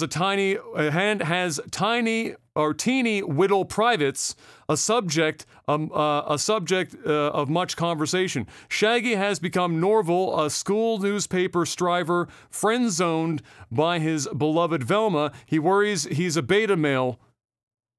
Anyway, that's basically where you're at. Wow. That's the thing. So anyway, I mean, I'm pretty sure the first episode, if I'm not mistaken, two of the characters are play cops. They end up like barging into a home and shooting a teenager in like the first fucking episode. It's just everything in this show is a complete fucking utter dumpster fire. So anyway, my theory is that because this is so blatantly going after so many groups, so many individual people, and being so poorly fucking written and like the worst kind of like ironic, unironic writing that I thought we left behind when The Office ended a million years ago, but like turned to 11. I have to imagine that this is all intentional and that they're doing it for hate views as like some weird social experiment. It's shock value. It's to create talking points like this right now, right? Yeah. That's why they do it. No other reason. So my question is, how long does that work before it drops off? Because I have to imagine the peak is quick and high, And then if you're just going to be a dog shit dumpster fire, you get it might get work. a season. You know, it might work for the whole season. Like if it just continues to dump like shit fire all over the place. You never know. This could be like a new. I can't think of many shows that have done this. Like I've seen some pretty fucking bad movies and bad shows, but like ones that are just purposely pissing people off. It's like, what group are they going after next? You know what I mean? Like you got to tune in to find out. Maybe this is the formula, or maybe it's just one season, one and done. It's entirely possible. I think it's probably going to be one and done. I think like if you look at how they're going about it, it's not even something that if a comedian was doing this shit, that people would be able to watch it and go, yeah, I know you're a comedian, but like, fuck, yeah, bro. No, I get it. Come the fuck on. I give it the season because apparently it's doing well. Yes, viewership's doing well, so it will probably do a season. And HBO never fucking just up and cancel some shit mid fucking season. So you're getting at least a season of this fucking tire fire, and then we'll see if, against all odds, they bring this back for another season. But yeah, bit of an intriguing study in what content looks like in 2023. Season 2 is already in the books. Oh, okay, good. So we just get to hear about this then for a while until it drops off the social media radar, I suppose. The Last of Us HBO show, speaking of more HBO stuff, came out swinging, Mr. Black. I never saw the first episode yet. I'm waiting. I might actually just wait until the whole thing is out. I'm waiting. And then binge it. Because I've already played the game. Yeah, exactly. So like I know what happens. Although it's been a long time since I played it. It's probably been about 7-8 years since I've beat the game, maybe. I don't know. Probably around then. So like I remember it to a degree. So I hear nothing but good things. I'm probably going to wait till I think they said it's 9 episodes long. I'd have to go double check. But I'm going to wait until they get to around episode 7, episode 8. Then I will start watching it. Because Kayla and I will watch like 1 to 2 episodes a night. Probably 2 on average. So by the time the finale comes, we'll be like ready for it, you know? I will definitely be waiting to binge it. Because I don't want to wait like fucking every week. I haven't played the games. Bro, I fucking hate waiting. I've been conditioned by Netflix, bro. I can't do it anymore. I can't go back. Well, and it's worse when the show is good. Yeah. You know, and you just want to watch the next episode. I don't really care too much. Like if the show is like, nah, you know, like we'll get to it. But I just like the ability to watch it on my own time. If there's a night where we just want to get fucking dumb and watch 3-4 episodes, we can do that. You know what I mean? I just want to have the option. It's true. And as it stands, I checked just before the podcast, the ratings are at 99% critic after almost 100 reviews, and 96% on the audience side after I can't remember how many. It was many reviews. That's got to be top 5 TV show episodes all time at that point. I'm ready. So that's a big fucking move. It's got a good cast, man. It's got a good cast. All I could think of when I started seeing the reviews roll in and the positive sentiment from people watching and everything, all I could think of was going back to Halo again, man. I'm thinking of all the Halo fans that were like, we're finally getting our show. This is it. That shit came on fucking, what, Paramount or something? Yeah, well, that's what I think, like Paramount. But that's what I mean. Like, you don't think that Microsoft could have wheeled and dealed some shit with somebody who gave a fuck like HBO? Dude, Neil Blomkamp tried to fucking... How do you pass up Neil Blomkamp and give us what we got? How? I don't know, man. You need to get... And apparently there's a new district coming out. District 10? I think they're actually... Oh, right. He was talking about that. District... Like, have they gotten, like, money to do it now, or...? Yeah, I'm pretty sure it's like... Filming? I don't think it's filming yet, or maybe it is. Maybe it has. Yeah, I don't think they started filming yet, but it is coming. There was just an update in August, but it is coming. And that District 9 was the Halo concept, basically. Halo, correct. So, you know, I don't know. Again, what are they doing? Tron Ares is in production now, Mr. Black, at Disney. who is also they're going to go ahead with Jared Leto starring and filming is beginning in August. So I'm going to say again, why? I hate Jared Leto. There's not a lot of. I mean, I don't know him personally, but I fucking can't stand. It's Morbin time. I just can't fucking stand Jared Leto. I don't know how this dude continues to get work. He's clearly very good at convincing people that he should be doing something. Like, he has to be. That or he has the greatest agent who has ever agented. It's just like, and he's a good actor, but like, Jesus fuck. He's just so over the fucking top, man. He's just so in his own fucking head, and just, he's such a pretentious actor. There's just nothing. I just like, and I love me some, dude, the Tron. I love Tron. I think his shit is heavily underrated. I really do. Tron Legacy was a fucking dope movie. I watch it once a year. Bro, in IMAX, that shit was, it's IMAX 3D, that shit was fire. That shit was fucking, the soundtracks, the visuals. Oh my God. Yeah, okay, the script was like, okay. But you're not expecting the script to be God tier for Tron. You don't need it to be. No. Anyway, anyway, I heard Jared Leto here, and I'm just like, I just roll my eyes. As soon as I read Jared Leto, I was like, man, I would have watched it. Yeah, I probably still will, because I'm a fucking... Sure as shit didn't watch Morbius, and I never will. Who the fuck looks at how Morbius went and go, you know what, we should headline the next Tron? Jared Leto. Like, how do you watch him be the Joker and, like, make weird cat noises for 2.5 hours and then try to, like, tell the world that the movie wasn't as good because they cut out 30 minutes of him fucking monologuing in cat voice? Like, and then go, yeah, that's the guy we need. Jared fucking Leto. Come on. Come on. Man. The guy, I swear to God, that guy's an actual vampire. The worst part about it is like, he doesn't age. So, like, he's probably going to keep working for, like, 20, 30 years. Like, the age that he can represent on screen is... Yeah, it's just like, fuck me, man. Just go away. Leave Hollywood, please. I really did think that when Morbius did the thing where they got baited by the internet into re-releasing it and like, just torched money, I really thought that Jared was going to go away for a while. Like, I thought that was it. But apparently not. No. Apparently not. It appears, Mr. Black, that Mr. Alec Baldwin is in fact getting charged with involuntary manslaughter following that tragic death of the producer. I believe it was one of the producers. I think she was a producer on the set. No, she was. I think she was like the assistant director. I think she was the AD. Oh, maybe. Was she like a... Yeah, she was like, I guess, behind a camera. Yeah, she was behind the camera at the time, yeah. So anyway, Alec Baldwin actually paid off the family already. So like, there isn't a civil suit, but the state is they're going after him for negligence because he is a producer of the film, and they're basically saying that the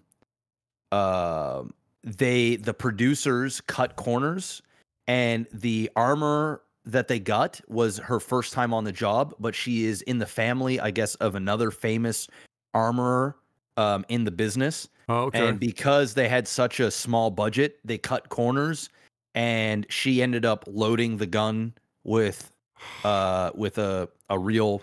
How does live rounds even make it onto the set? Couldn't tell you. But basically where they're going at is he's getting 2 charges. One is like involuntary manslaughter, and then there was something, I think, negligence or something. I think at most he's going to be doing up to 18 months in jail. I highly doubt he'll get jail time. I think the highest fine, they are felonies. So like, if he does go, he's like actually going to prison.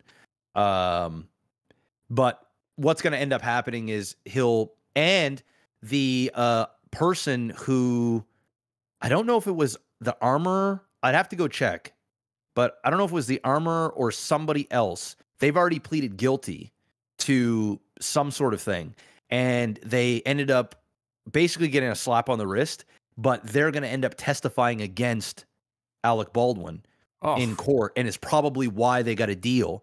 and they admitted guilt. So anyway, long story short. Oh, also Alec Baldwin made the husband, I think, a producer on the film. Paid off the family, gave him a credit. Did a bunch of stuff. Thought that it was going to be over, but then the state was like, "Nah, bitch," because it didn't happen in L.A. or New York. I forget was it where was it New Mexico? Wasn't New Mexico? Yeah, you're right. It's sure. not. You're right in that I don't think it was LA or New York. It's a Democratic ran state, where they're at. So they're going after them, and I think it's a female judge. She's looking to make an example out of, because there's too many deaths in Hollywood, and it just gets swept under the rug, and there's too much shit that goes on, and so unfortunately true. Oh, it is true, 100%. So something's going to happen to him. Is he going to go to prison? Don't think so. But, this isn't over yet. And somebody deserves to get fucking... Bro, somebody died! Let's be real. Somebody lost their life, dude. Let's not tiptoe around this. Somebody, literally, I think it was the guy. Actually, that's who admitted guilt. The guy who said it was a cold gun, but it wasn't actually a cold gun.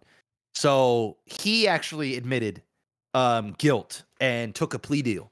And I do believe he's the one that's going to be testifying against Alec Baldwin, and another person is being charged. But yeah, the reason why he's on the hook is because Alec Baldwin is basically running the show there. And, and evidently didn't check the gun himself. And he also pulled the trigger. He told everyone that the trigger pulled itself. Remember? He said he never fired the gun. Yes, somebody died. Nobody for a minute thinks that he fucking purposely murdered somebody. No. But it's very clear that they were cutting corners. They didn't get real professionals to do the job. And somebody got killed in the process. Not that I saw everything that happened around this, but I did watch some stuff in an interview or two that he did after the fact. And the one thing that just... And... I don't know. Alec is always... I mean, the Baldwin brother... Almost all the Baldwin brothers have had trouble in some form or another throughout their career. And I don't know if it's just because they've just gotten real good at putting on a face when they give interviews and shit when something goes wrong in the family. But when I was watching him describe what happened, it was like there wasn't a hell of a lot going on there. Like if I accidentally pulled or if I pulled the trigger on a gun that was supposed to be, blanks on set, and I kill somebody, even though I know in my heart that's not my, it wasn't necessarily my fault. If I didn't check the gun, I would at least feel enormous weight of responsibility for that, but also just by proxy of having killed somebody, whether it was accidental or not, I would feel fucking abysmal, and every time I talked about it, I'd probably be a mess, and watching him talk about it was just like... Yeah, I mean, everybody deals with that stuff differently. I mean, I don't know how I would act. Obviously, thinking about it, I'd be no good, but I don't know. Maybe he's still in shock. Maybe he's, who knows? Who knows? Maybe he's thinking about his career. I'm not saying he doesn't care. I'm not saying he doesn't care, but but it's hard. It's hard. Like if he goes to court and they're looking at that, like him having talked about it, which I'm sure they'll pull that shit up, him talking about since he said he never pulled the trigger. It's going to be hard if there was ever a jury involved for people to look at that. And you're right, people deal with shit differently. Not everyone is just emotionally out, exterior all the time. Some people laugh. They don't handle well. But it's so hard. It makes it very difficult to sympathize when that's the case. I get it. He killed somebody, you know, and it wasn't purpose. I don't think anybody believes for a second it was. But at the end of the day, somebody deserves. There needs to be some retribution. There needs to be some responsibility. And if you're running the show and you're a producer and you're calling the shots and you're hiring these people and you're vetting everyone on set, correct. The buck stops on you. It's your responsibility, man. It's like if you throw a party at your house, it's your house. If something fucking goes down at your house, you're on the fucking hook. You might not do something purposely, but if somebody fucking slips and falls, some shit goes down, whatever, like, you're going to be looked at. It's just the way it is. It's the way it goes. It's just the way it when you're responsible. Listen, if you can reap all of the rewards and benefits of creating a successful film, and you're going to bring in millions of dollars, tens of millions of dollars, and some blockbusters $1 billion or more, and you can graciously accept that, but when shit hits the fan and it fucking goes bad, you also need to accept the responsibility of a failure. True. You can't have it one way or another. You got to you're running the show, it's your responsibility. Period. It's kind of like when, and I'm sure he will accept responsibility and everything. He doesn't strike me as the type of guy that's going to fucking just forever dodge it. But yeah, he needs to expect responsibility. But like, your point is correct. If you're going to be at the top of something and reaping all the benefits, you got to admit when that you are leading the ship. And so if shit goes wrong, you can't just constantly pass blame to those below you, because you're ultimately the one at the head you're supposed to be overseeing. That's your job. You are overseeing everything. It's like Yves Guillemot at Ubisoft when he came out with that statement last week, and it was like everyone like saying to the developers in the email, "It's on you. You got to work harder. The ship's going down." And everyone was like, "Fucking come again? What position in the company do you hold right now?" Like, I believe it's the CEO. You've been there for a really fucking long time. And suddenly everything is not your fault. It's the fault of the person getting paid 65, 70 grand to do software engineering at some low level at the company. Like, fuck it. What are you talking about, bro? This is on you. You got to take responsibility. Yep.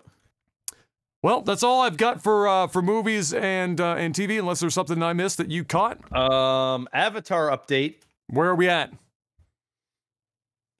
1.8? 1.9 billion. Oh! So we are 100 million away. It is officially the 7th or 6th. It is the 6th biggest film of all time. Biggest movies all time. Like, it just passed Spider-Man or some shit, I think, or was it one of the Spider-Man movies? No Way Home. Yeah, it passed No Way Home. So now it's number 6 with 1,928,000,000. Spider-Man No Way From Home was 1,921,000,000. It needs $120 million more to beat Avengers Infinity War. And then it'll only need another 11 million past that to beat Star Wars The Force Awakens. Don't think it's going to reach Titanic. That's almost at 2.2 billion. So, I mean, that would have to make like a big jump. But I think it's safe to say that this movie will beat, it will definitely beat Avengers Infinity War and will likely beat Star Wars. I think it's going to come in the 4th. So James Cameron will have the number 1 grossing movie of all time, the number 3 grossing movie of all time, and the number 4 of all time. 3 of and the he's top got 5. more avatars coming. 3 more. What are they on? 2? Yeah, 3 more. So, I mean, it could literally be Avatar after Avatar after Avatar after Avatar. Crazy. Absolutely nuts. Okay, well, we'll wait and see how. I'm really interested to see what the numbers are for the re-release, like we talked about last week of Titanic. I'm very intrigued with how that will do upon release. See what kind of numbers it pulls in. I mean, I'm not expecting it. I don't think it'll do crazy. It might make like 30, 40 million bucks in its run. Something along those lines. Who knows? Yeah. But with all this hype around Avatar and stuff, you never know. Maybe everybody's on the James Cameron bandwagon, and everybody will run out and see it. Other than that, I guess that's it. MILF Manor, I believe that's the name of that show. Doesn't that kick off? It started like 4 days ago, and you were right. I did read up on it. It is all of the mom's sons. I knew it. Yeah, and apparently it's gold. Kayla and I are waiting for it because I think it comes out weekly.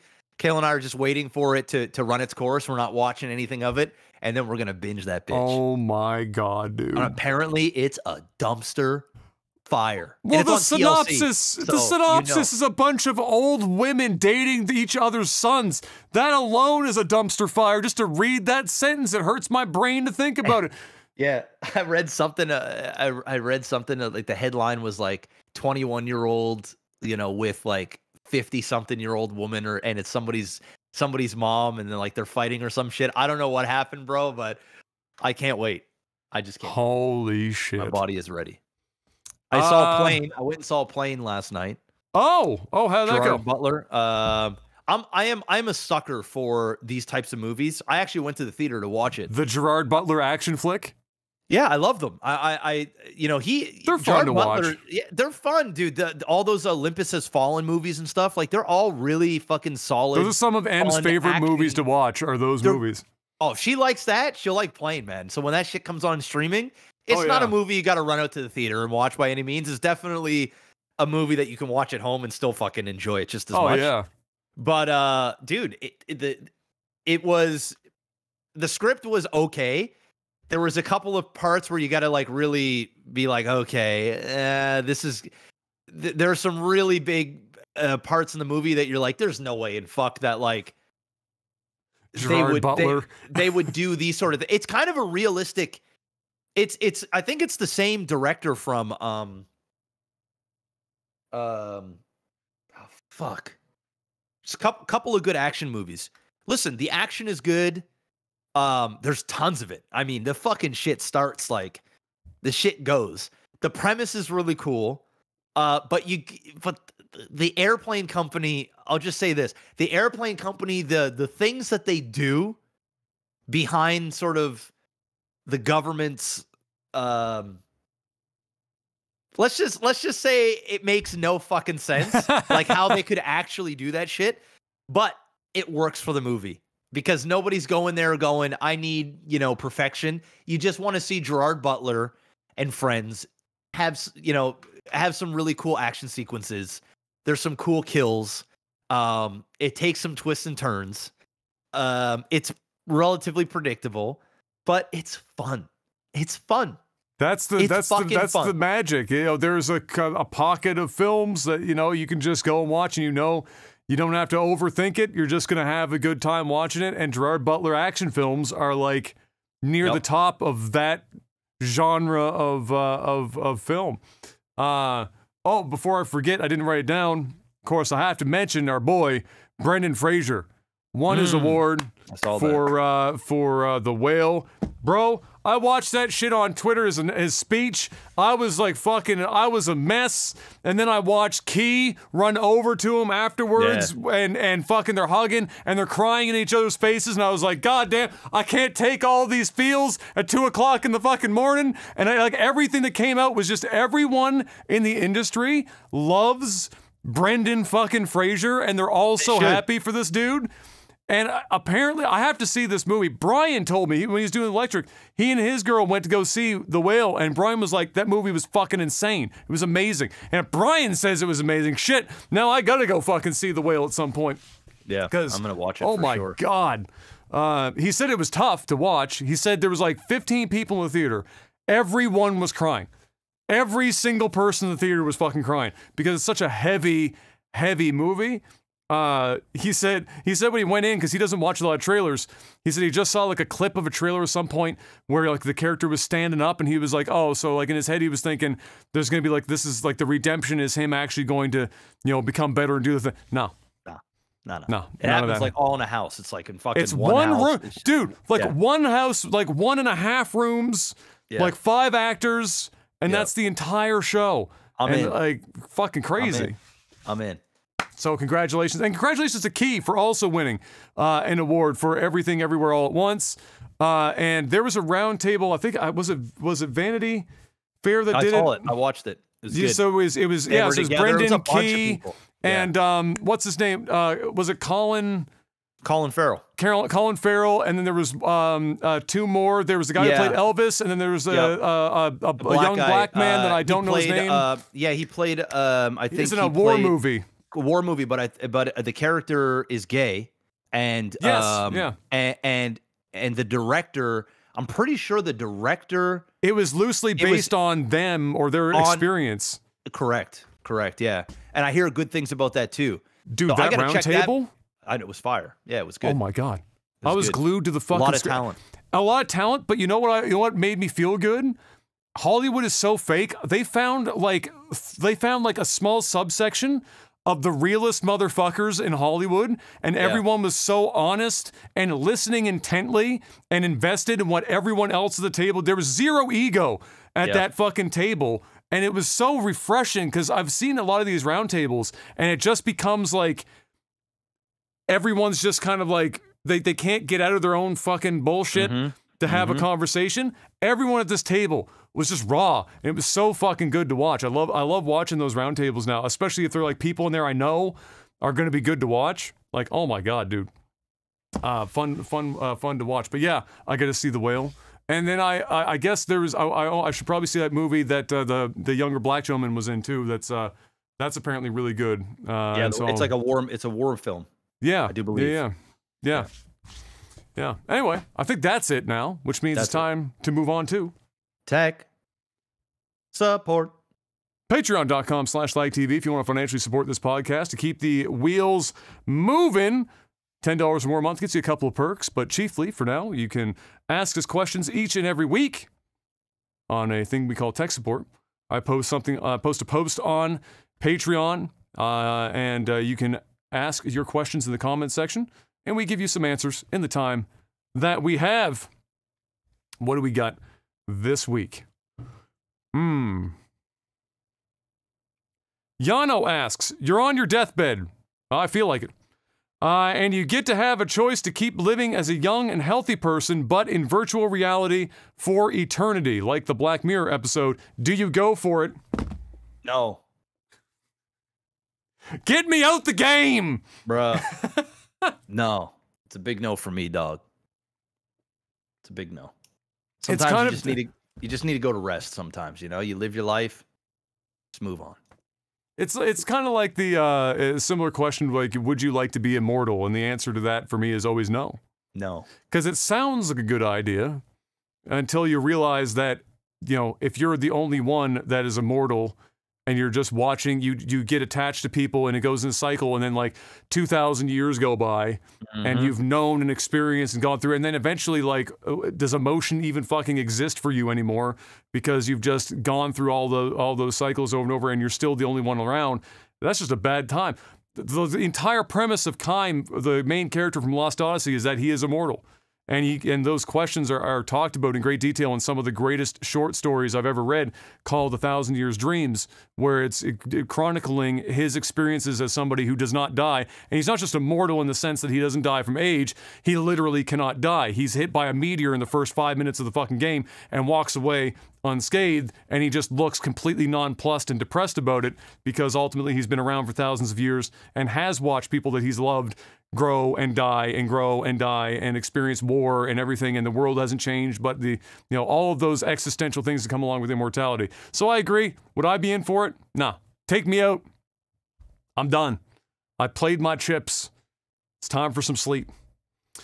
This is weird. A. Dent says, the city that I am living in is considering banning tobogganing. Might be one of the most random things I've read in a while. Yeah. What's something that you enjoyed as a kid that is or will likely be illegal for your own children? That's a good question. There's probably some stuff, but can I think of them, is the question. Tobogganing, though. What the fuck? Somebody get taken out by a toboggan or some shit? Like, what the fuck? That I enjoyed as a kid that could be illegal in the future? That's tough. That is tough. I don't know if anything... Well, there's lots... That's a good example. So there's a lot of playground equipment that we had growing up as kids that they don't exist anymore. That is true. Because the kids were just getting fucking murked, like, constantly on the jungle gyms and shit. And so, like, if you go to a playground now and you look at it, you don't even know what half of that shit's used for anymore, because you're just like, it looks just like random bullshit plopped on the ground, and the kids know what they're doing, but everyone else is looking at it like, this looks like weird fucking art from some museum where they're trying to sell it for millions of dollars. But yeah, you can't really, like, I think when we were in like high school, I want to say that they removed monkey bars from where we used to go to school for that reason. Kids were just like, even when I was in elementary school, one of the things. Did you hear about? Sorry to cut you off. Yeah, no. Just because it adds to this. Yeah. But did you hear about the water park that was extremely dangerous for kids, and they ended up calling it the class action park because it was just class action lawsuits nonstop. What? And they would let children go on these like huge. It's actually, I actually think it might be a Netflix. Yeah, it's actually a Netflix. They did a little documentary. HBO. It's on HBO. Like I'll post you a link so that you can fucking take a look at it on the side.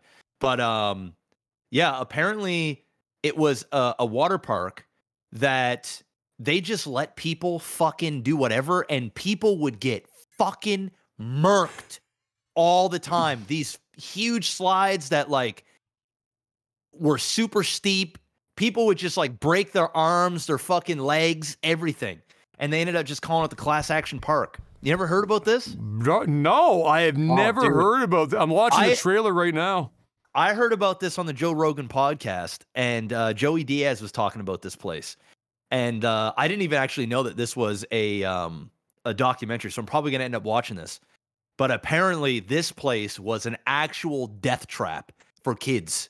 And the parents would just go there. Dude, there was like bungee jumping with like not proper harnesses. Fucking you name it, they had everything. People were getting fucked. Bro, this trailer is just full of stuff that I'd look at and I'd be like, what parent looked at this and said, yeah, that's fine? Yeah, it's called Class Action Park. Wow, that's fucking crazy. So that kind of reminds me of when you were talking about stuff that's just not safe for kids. Yeah, so like the monkey bars, like I remember when I was in elementary school, one of the things that they were constantly trying to get kids not to do was climb on top of them. So, like, they're meant to just, hand over hand, and you're only a couple feet off the ground. But kids would, like, if you had enough, the athletic kids would grab monkey bars and then swing their feet up and then crawl up to the top of the monkey bars or hang upside down, by their knees or their feet or whatever. And, like, you'd have, like, the school monitors, usually there were, like, volunteer parents that were just, like, watching the kids at recess time and whatnot.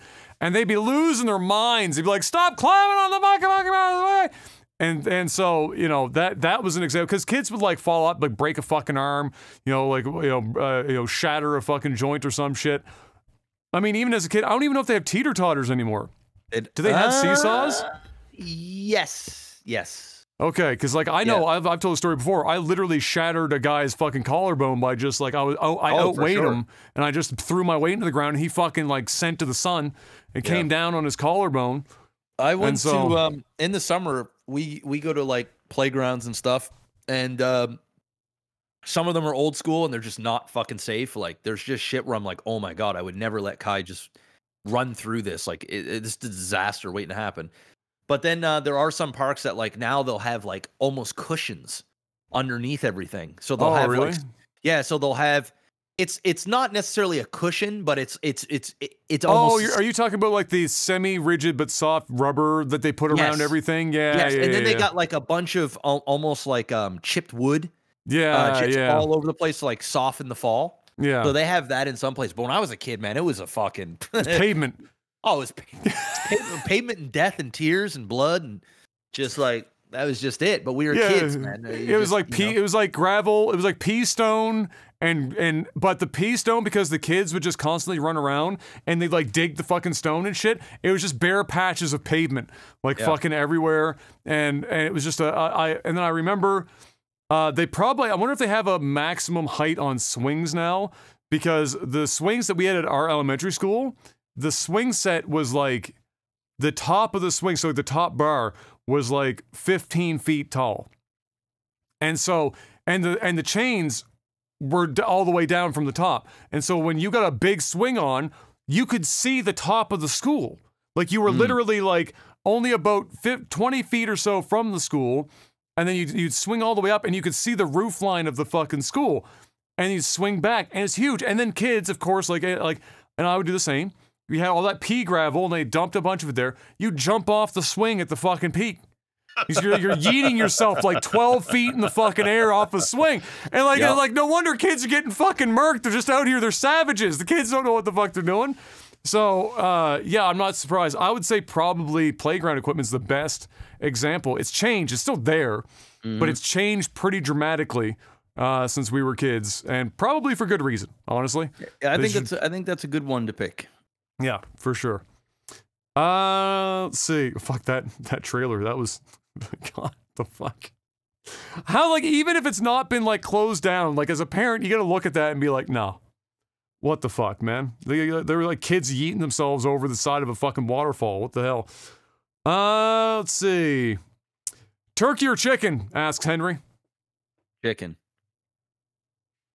I think if I'm eating it daily, chicken. On average. Turkey's like technically healthier, but it's harder to not be dry as shit. Chicken you can get less. Exactly, man. Like chicken you can fuck up and still like salvage it's kind of okay. You know? Yeah. Turkey, you got like a 5-minute window and it goes from edible to sawdust. Oh yeah, bro. And dry ass turkey? No, that ain't it. And with turkey, you pretty much have to have a gravy or some kind of sauce. Because the shit is fucking dry unless you've got like the nicest, moistest, freshest turkey straight off the press. And you're basically bathing it in butter ahead of time. Like you're taking like an entire fucking block and stuffing it underneath the fucking skin so that, you know, and then leaving the turkey rest for like 3 hours after you cook it to maintain moisture. Like you have to do a lot. Chicken's like all you have to do is make sure the temperature is good, pop it out, you're done. You're good. That's it. That's simple. You know, it's hard to fuck up. Philippe asks, fuck, marry, kill. Oh, it's good though. Here we go. You ready for this? Godzilla, King Kong, and a Yager mech from Pacific Rim. I'm killing Godzilla. Okay. I'm marrying the mech. Okay. And I'm fucking King Kong. Are you fucking King Kong or is King Kong fucking you? I'm fucking King Kong. I'm showing him who the fucking alpha is. Bro, he gonna rip your dick right off. He gonna reach back and rip your dick right I'm not even gonna be able to get in. Like, you know what I mean? But whatever. I'm gonna try. My answer is actually the same as yours. That's correct. How can answer. you not marry the mech? You know that's the easy choice for sure. Yeah. Les asks, have you guys ever been to Newfoundland? If not, do you think you'll ever go? If so, what do you recommend people going to check out while you're there?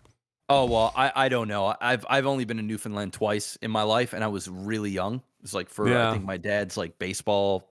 He had like some ball tournaments a year. Like fuck, I was a teenager. So I've been there twice. So I can't even tell you what to go, where to do. Like, obviously, they've got St. John Street or whatever it is, like the main party district. That's George Street. George Street. That's which is nothing but bars. Bars. Yeah, that's. I would go there because that's like the lively place. It's where you're gonna drink and eat and gather and stuff. Outside of that, I honestly couldn't fucking tell you. I really truly can't.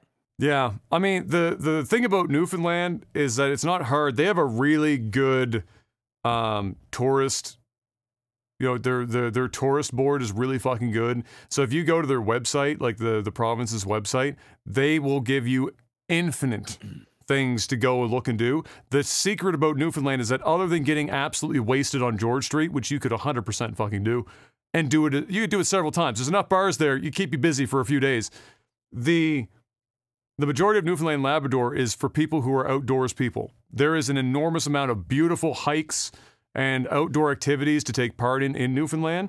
Of course, the time of year largely determines what you're going to be able to do there. It is Newfoundland, so it does get cold, snowy fucking weather for a lot of the year, especially if you travel a little bit further up into Labrador.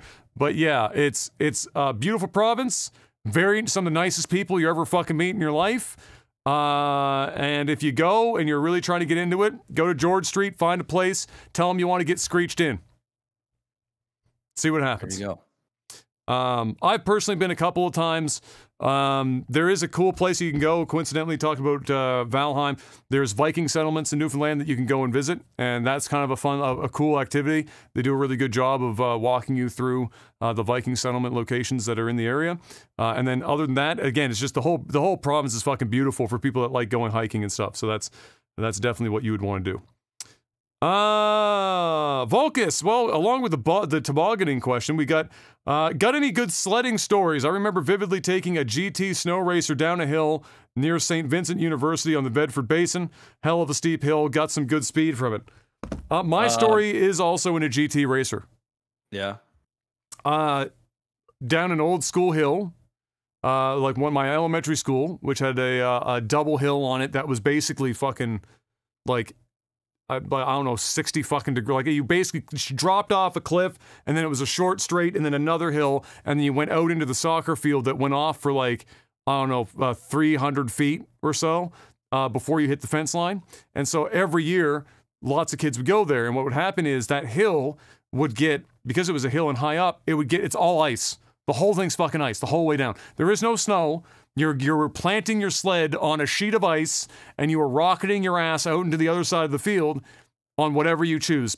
The really insane people were going like, you remember crazy carpets? Mm-hmm. That's my story. Okay, so there's crazy carpets. I was in the GT. I convinced my dad to buy me a GT racer. I loved that thing. And I went down. I had the Brett Hall edition. Actually, it came with a poster. I didn't give a fuck about Brett Hall, but I hung it in my bedroom anyway, because you're a kid and you get a poster, you fucking put it up in your bedroom. And I got out there and I went down the hill, and a kid walked out in front after I was at the very bottom of the hill, and I'm max speed. And they do have brakes on them, the GTs. They're like literally metal fucking rakes that you jam your feet into. But the problem is it's all ice. You can't stop that quickly, no matter how hard you're pressing into these fucking brakes.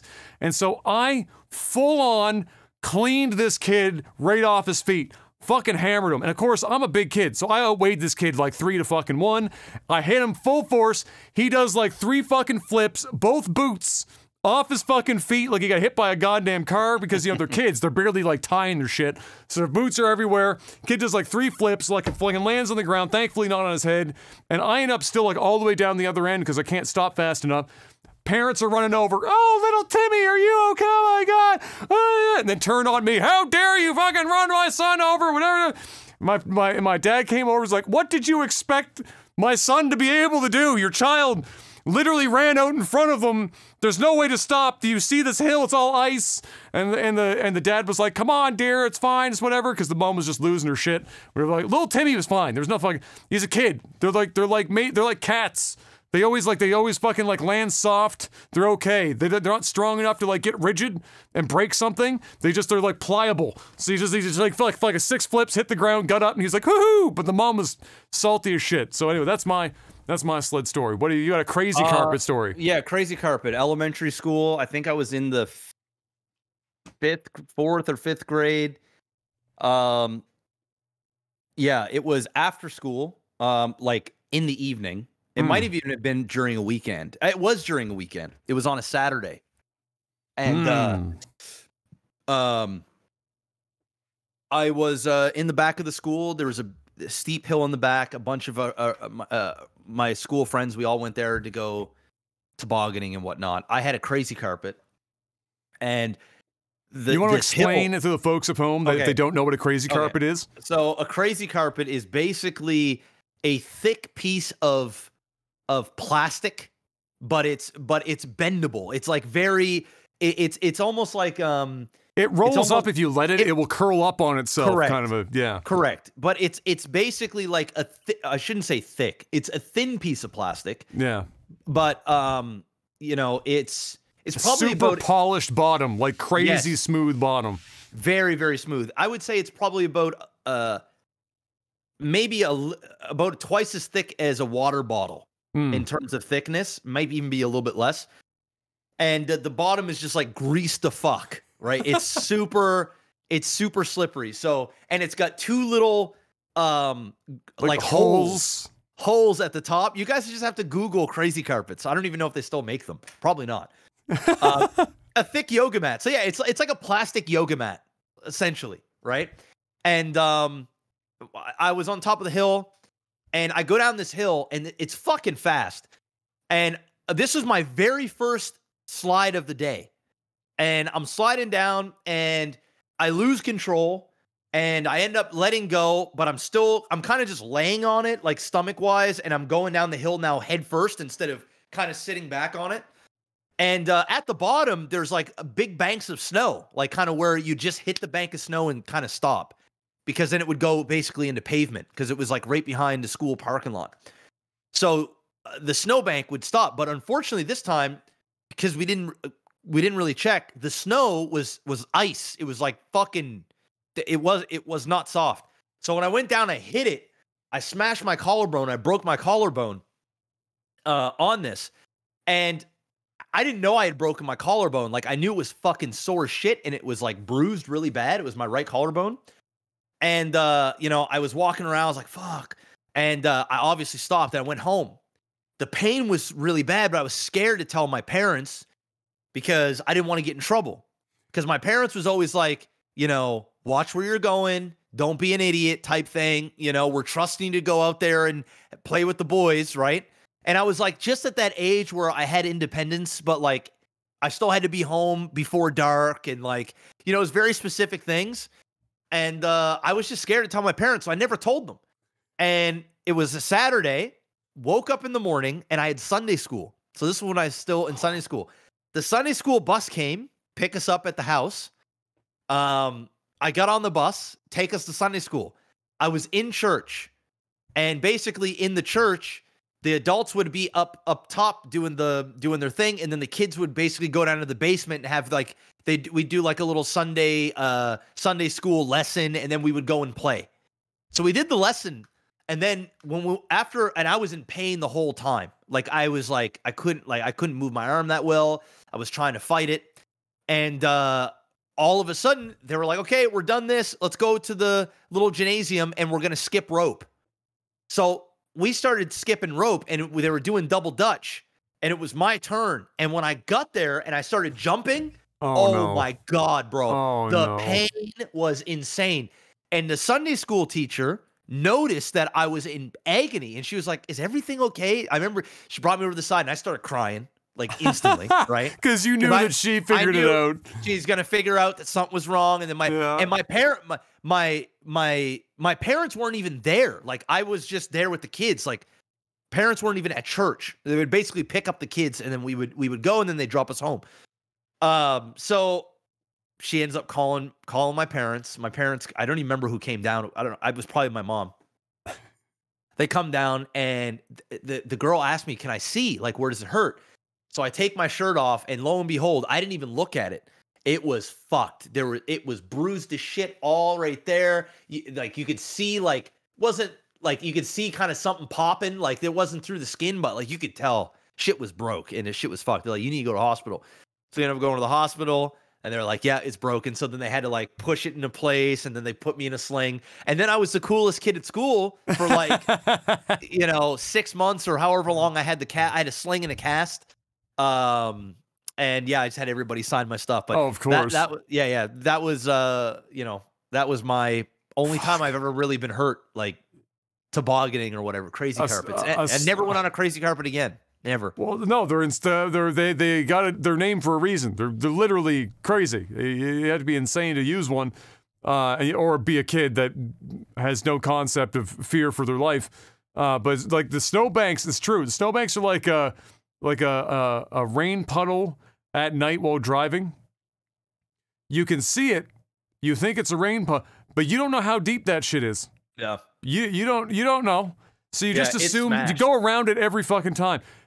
Snowbanks, you want to believe that you can just dive right into that fucking snowbank? Not this time, bro. It was ice. And it was like because like I said, it was the hill, then there's a parking lot, so the plow had plowed all of the parking lot. So there was huge it was just huge banks of snow. So we're thinking, and I'm the first one to go. It was the first slide of the day. And I go down there, and the hill was nothing but fucking ice, which should have told me the bottom was also ice. I started getting so much speed that I freaked out, and I ended up letting go, and then now I'm sliding down head first, and then whap, fucked me right up. Ouch. What can you do? Ouch. Danish asks, what's a bad habit you didn't realize you had until a significant other pointed it out to you? Chewing my nails. And then what I do is I'll chew my nails and I'll put the nails on my end table, like beside the bed. Ah, God. I know, it's bad. And then like I'll forget about it. And so like I'm constantly grabbing my phone, doing whatever. Next thing you know it, dude, if I were to go upstairs right now and look under my bed on my side, there's probably fingernail. Kayla shits. She hounds me all the time about. I'm so bad. And I don't even realize I'm doing it. I don't even fucking realize I'm doing it until it's done. So yeah. God, that's a bad one. Yeah, I don't think I have anything. Gross too. I don't think I have anything like that. I've never been one to. Briefly, when I was very young, like in elementary school, I chewed my nails for a very short period of time, just because I knew like 4 other people that were nail chewers. I had no compulsion to do it otherwise. I was just doing it because other kids were doing it, and I just thought it was the thing to do. And I only did it for like a very short period of time, a couple of weeks, before I got tired of it, and I never fucking did it again. Like my nails have always been like adamantium. So like everyone else is like successfully fucking like chewing and peeling their nails and shit, and my nails were like fucking metal. And so I'd be chewing, nothing's happening. I'm just fucking chewing my nails and nothing's fucking happening. So I was like, this is the worst fucking thing ever. So I stopped. So thankfully I never did that. But what I do, 2 things I do. One I'll do it once gross like yours, is I do chew dead skin off my lip, and doesn't matter where I am. I could be in a car. I could be like in the living room. And I don't spit, but I just use the air to like blow it off my tongue. And I don't know where the fuck that piece of skin goes. It's just fucking like off into the ether. Like I do that shit all the fucking time. Drives them fucking crazy. But the one that she doesn't fucking hound me for it very like almost ever. But what she does hound me for, I like it. It makes no sense. But like I'm like my dad. I rub my face a lot. Like my eyes and shit. I'm not easy on my face. I'm like fucking pulling my fucking face off whenever I rub it because it just feels good. And she's like, Love, you gotta stop doing that. You're gonna start giving yourself wrinkles and you're gonna hurt your eyes and shit and you're gonna look even older than you already are and blah, blah, blah, blah, blah. And I'm like, oh, fuck, but it feels so good. Rubbing your face feels fucking amazing. And so, like, I'll be doing it, and I'm trying to do it, like, quietly in bed, and she'll be like, I know you're doing it. And I'm like, fucking goddamn. Can't get away with nothing. There you go. So I would say that's it. All right, last question comes in from Logan. He says, recently I started a new job with a Canadian airline. My apologies. Congratulations.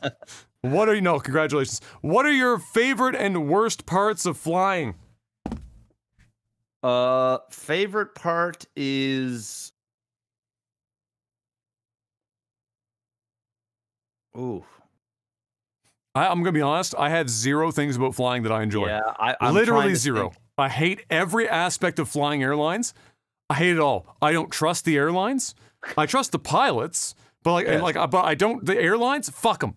Fuck all of them. Fuck them. They're all assholes. They don't even track your bags, as we learned. Somebody in the chat the other day that works the airline, was last night before, and I was talking about how M had her baggage lost, and I was like, how in the fuck in this day and age, and we got a bag tag that gets scanned and everything. How do they not know where every bag is between things? And he said, I got a secret for you, bro. They never fucking scan them anywhere. If they don't appear at the end, they just take the fucking hit. And then when you go to like submit your thing, which is true when I did, to submit my form, it will ask you, do you expect to use your insurance to claim this? That's crazy. And so like I fucking hate everything about airline travel. It should be regulated way more than it is. I think everyone agrees it needs to be fucking regulated more than it is because it collapses in on itself all the time, and it's become a more or less necessity in the global, age. Yeah. And so it needs to be a lot better than it is. But yeah, fuck it. I hate all aspects of flying. There's not one positive thing. Yeah, I mean, fuck. I got to fly next week, and I'll be honest, I'm not looking forward to it. Especially long travel too, when you're going from one side of the country to the other. It's just fucking shit. I mean, the best part of flying is somebody said in chat landing. Yeah, I mean, getting to your destination is probably the best part. I mean, it's better than driving. Because it's just quicker. but I can't really say like I get excited about going on the airplane. Like it's just not. I get anxiety about it because I'm just like, I never take bags anymore. I only take carry-on ever. When I went to Barcelona for 10 days, carry-on. I had 10 days worth of shit in a carry-on. And I'm going to do the same when I go next week. Because I don't trust it. I don't trust it. My baggage has been lost, like Adam said, several times. It's a pain in the ass. They don't give a fuck. Yeah, I'm just going to go with, I guess, landing, getting to the destination is my favorite part. That's it. Getting off the plane. It's cathartic. You're like, thank God that's over. But yeah, it's all a crapshoot. And it got worse after 9/11 because all the regulations and stuff that came in for safety purposes, which I'm like, okay, obviously you do your thing. But what it means is that you have to be at the airport like you're like, oh, I got my flight is in 9 hours. Shit, I better be there in 30 minutes. And then you're like, because you got like a million things you got to do. I don't. You do never that know anymore. what the lineup is like. I don't fucking deal with any of that shit anymore. That's why I take carry on. I don't do check bag. I'm usually at the airport 1 hour before my flight, and that's it. Especially here in Halifax, our airports are fucking small. You're in and out, right? Thankfully, our airport is like there's a lot of traffic that goes through Halifax, but it's relatively efficient. Like I've never like all of my flights. The one place that I've never had any issues. Yeah, it's here. Is here. Yeah, it's everywhere else. It's a fucking. I've never had a gong show. Oh, I'm not even gonna jinx it. Don't. Gonna keep my mouth shut. And on that, ladies and gentlemen, I'm also going to keep my mouth shut and go edit this podcast and post it on the RSS feeds. That's another Tech Alpha podcast. Thank you very much for joining us today. Hopefully you enjoyed yourself. Patreon.com/LagTV if you want to financially support this podcast and keep this bad boy going. Mr. Black will not be here next week. He will be celebrating his 25th birthday. Yes. I haven't decided yet. I might be able to do it myself because the Xbox event is happening next Wednesday, I believe it was the 25th. And so if I can manage it, then what I'll do, if there's enough of a show that a one-man circus can pull off, then you'll see me doing the show, talking about the Xbox event and whatnot. Otherwise, worst case scenario, you will see us the week following that. Thank you very much once again, guys. Until we see you next time, do us a favor, stay safe out there, and peace! Peace.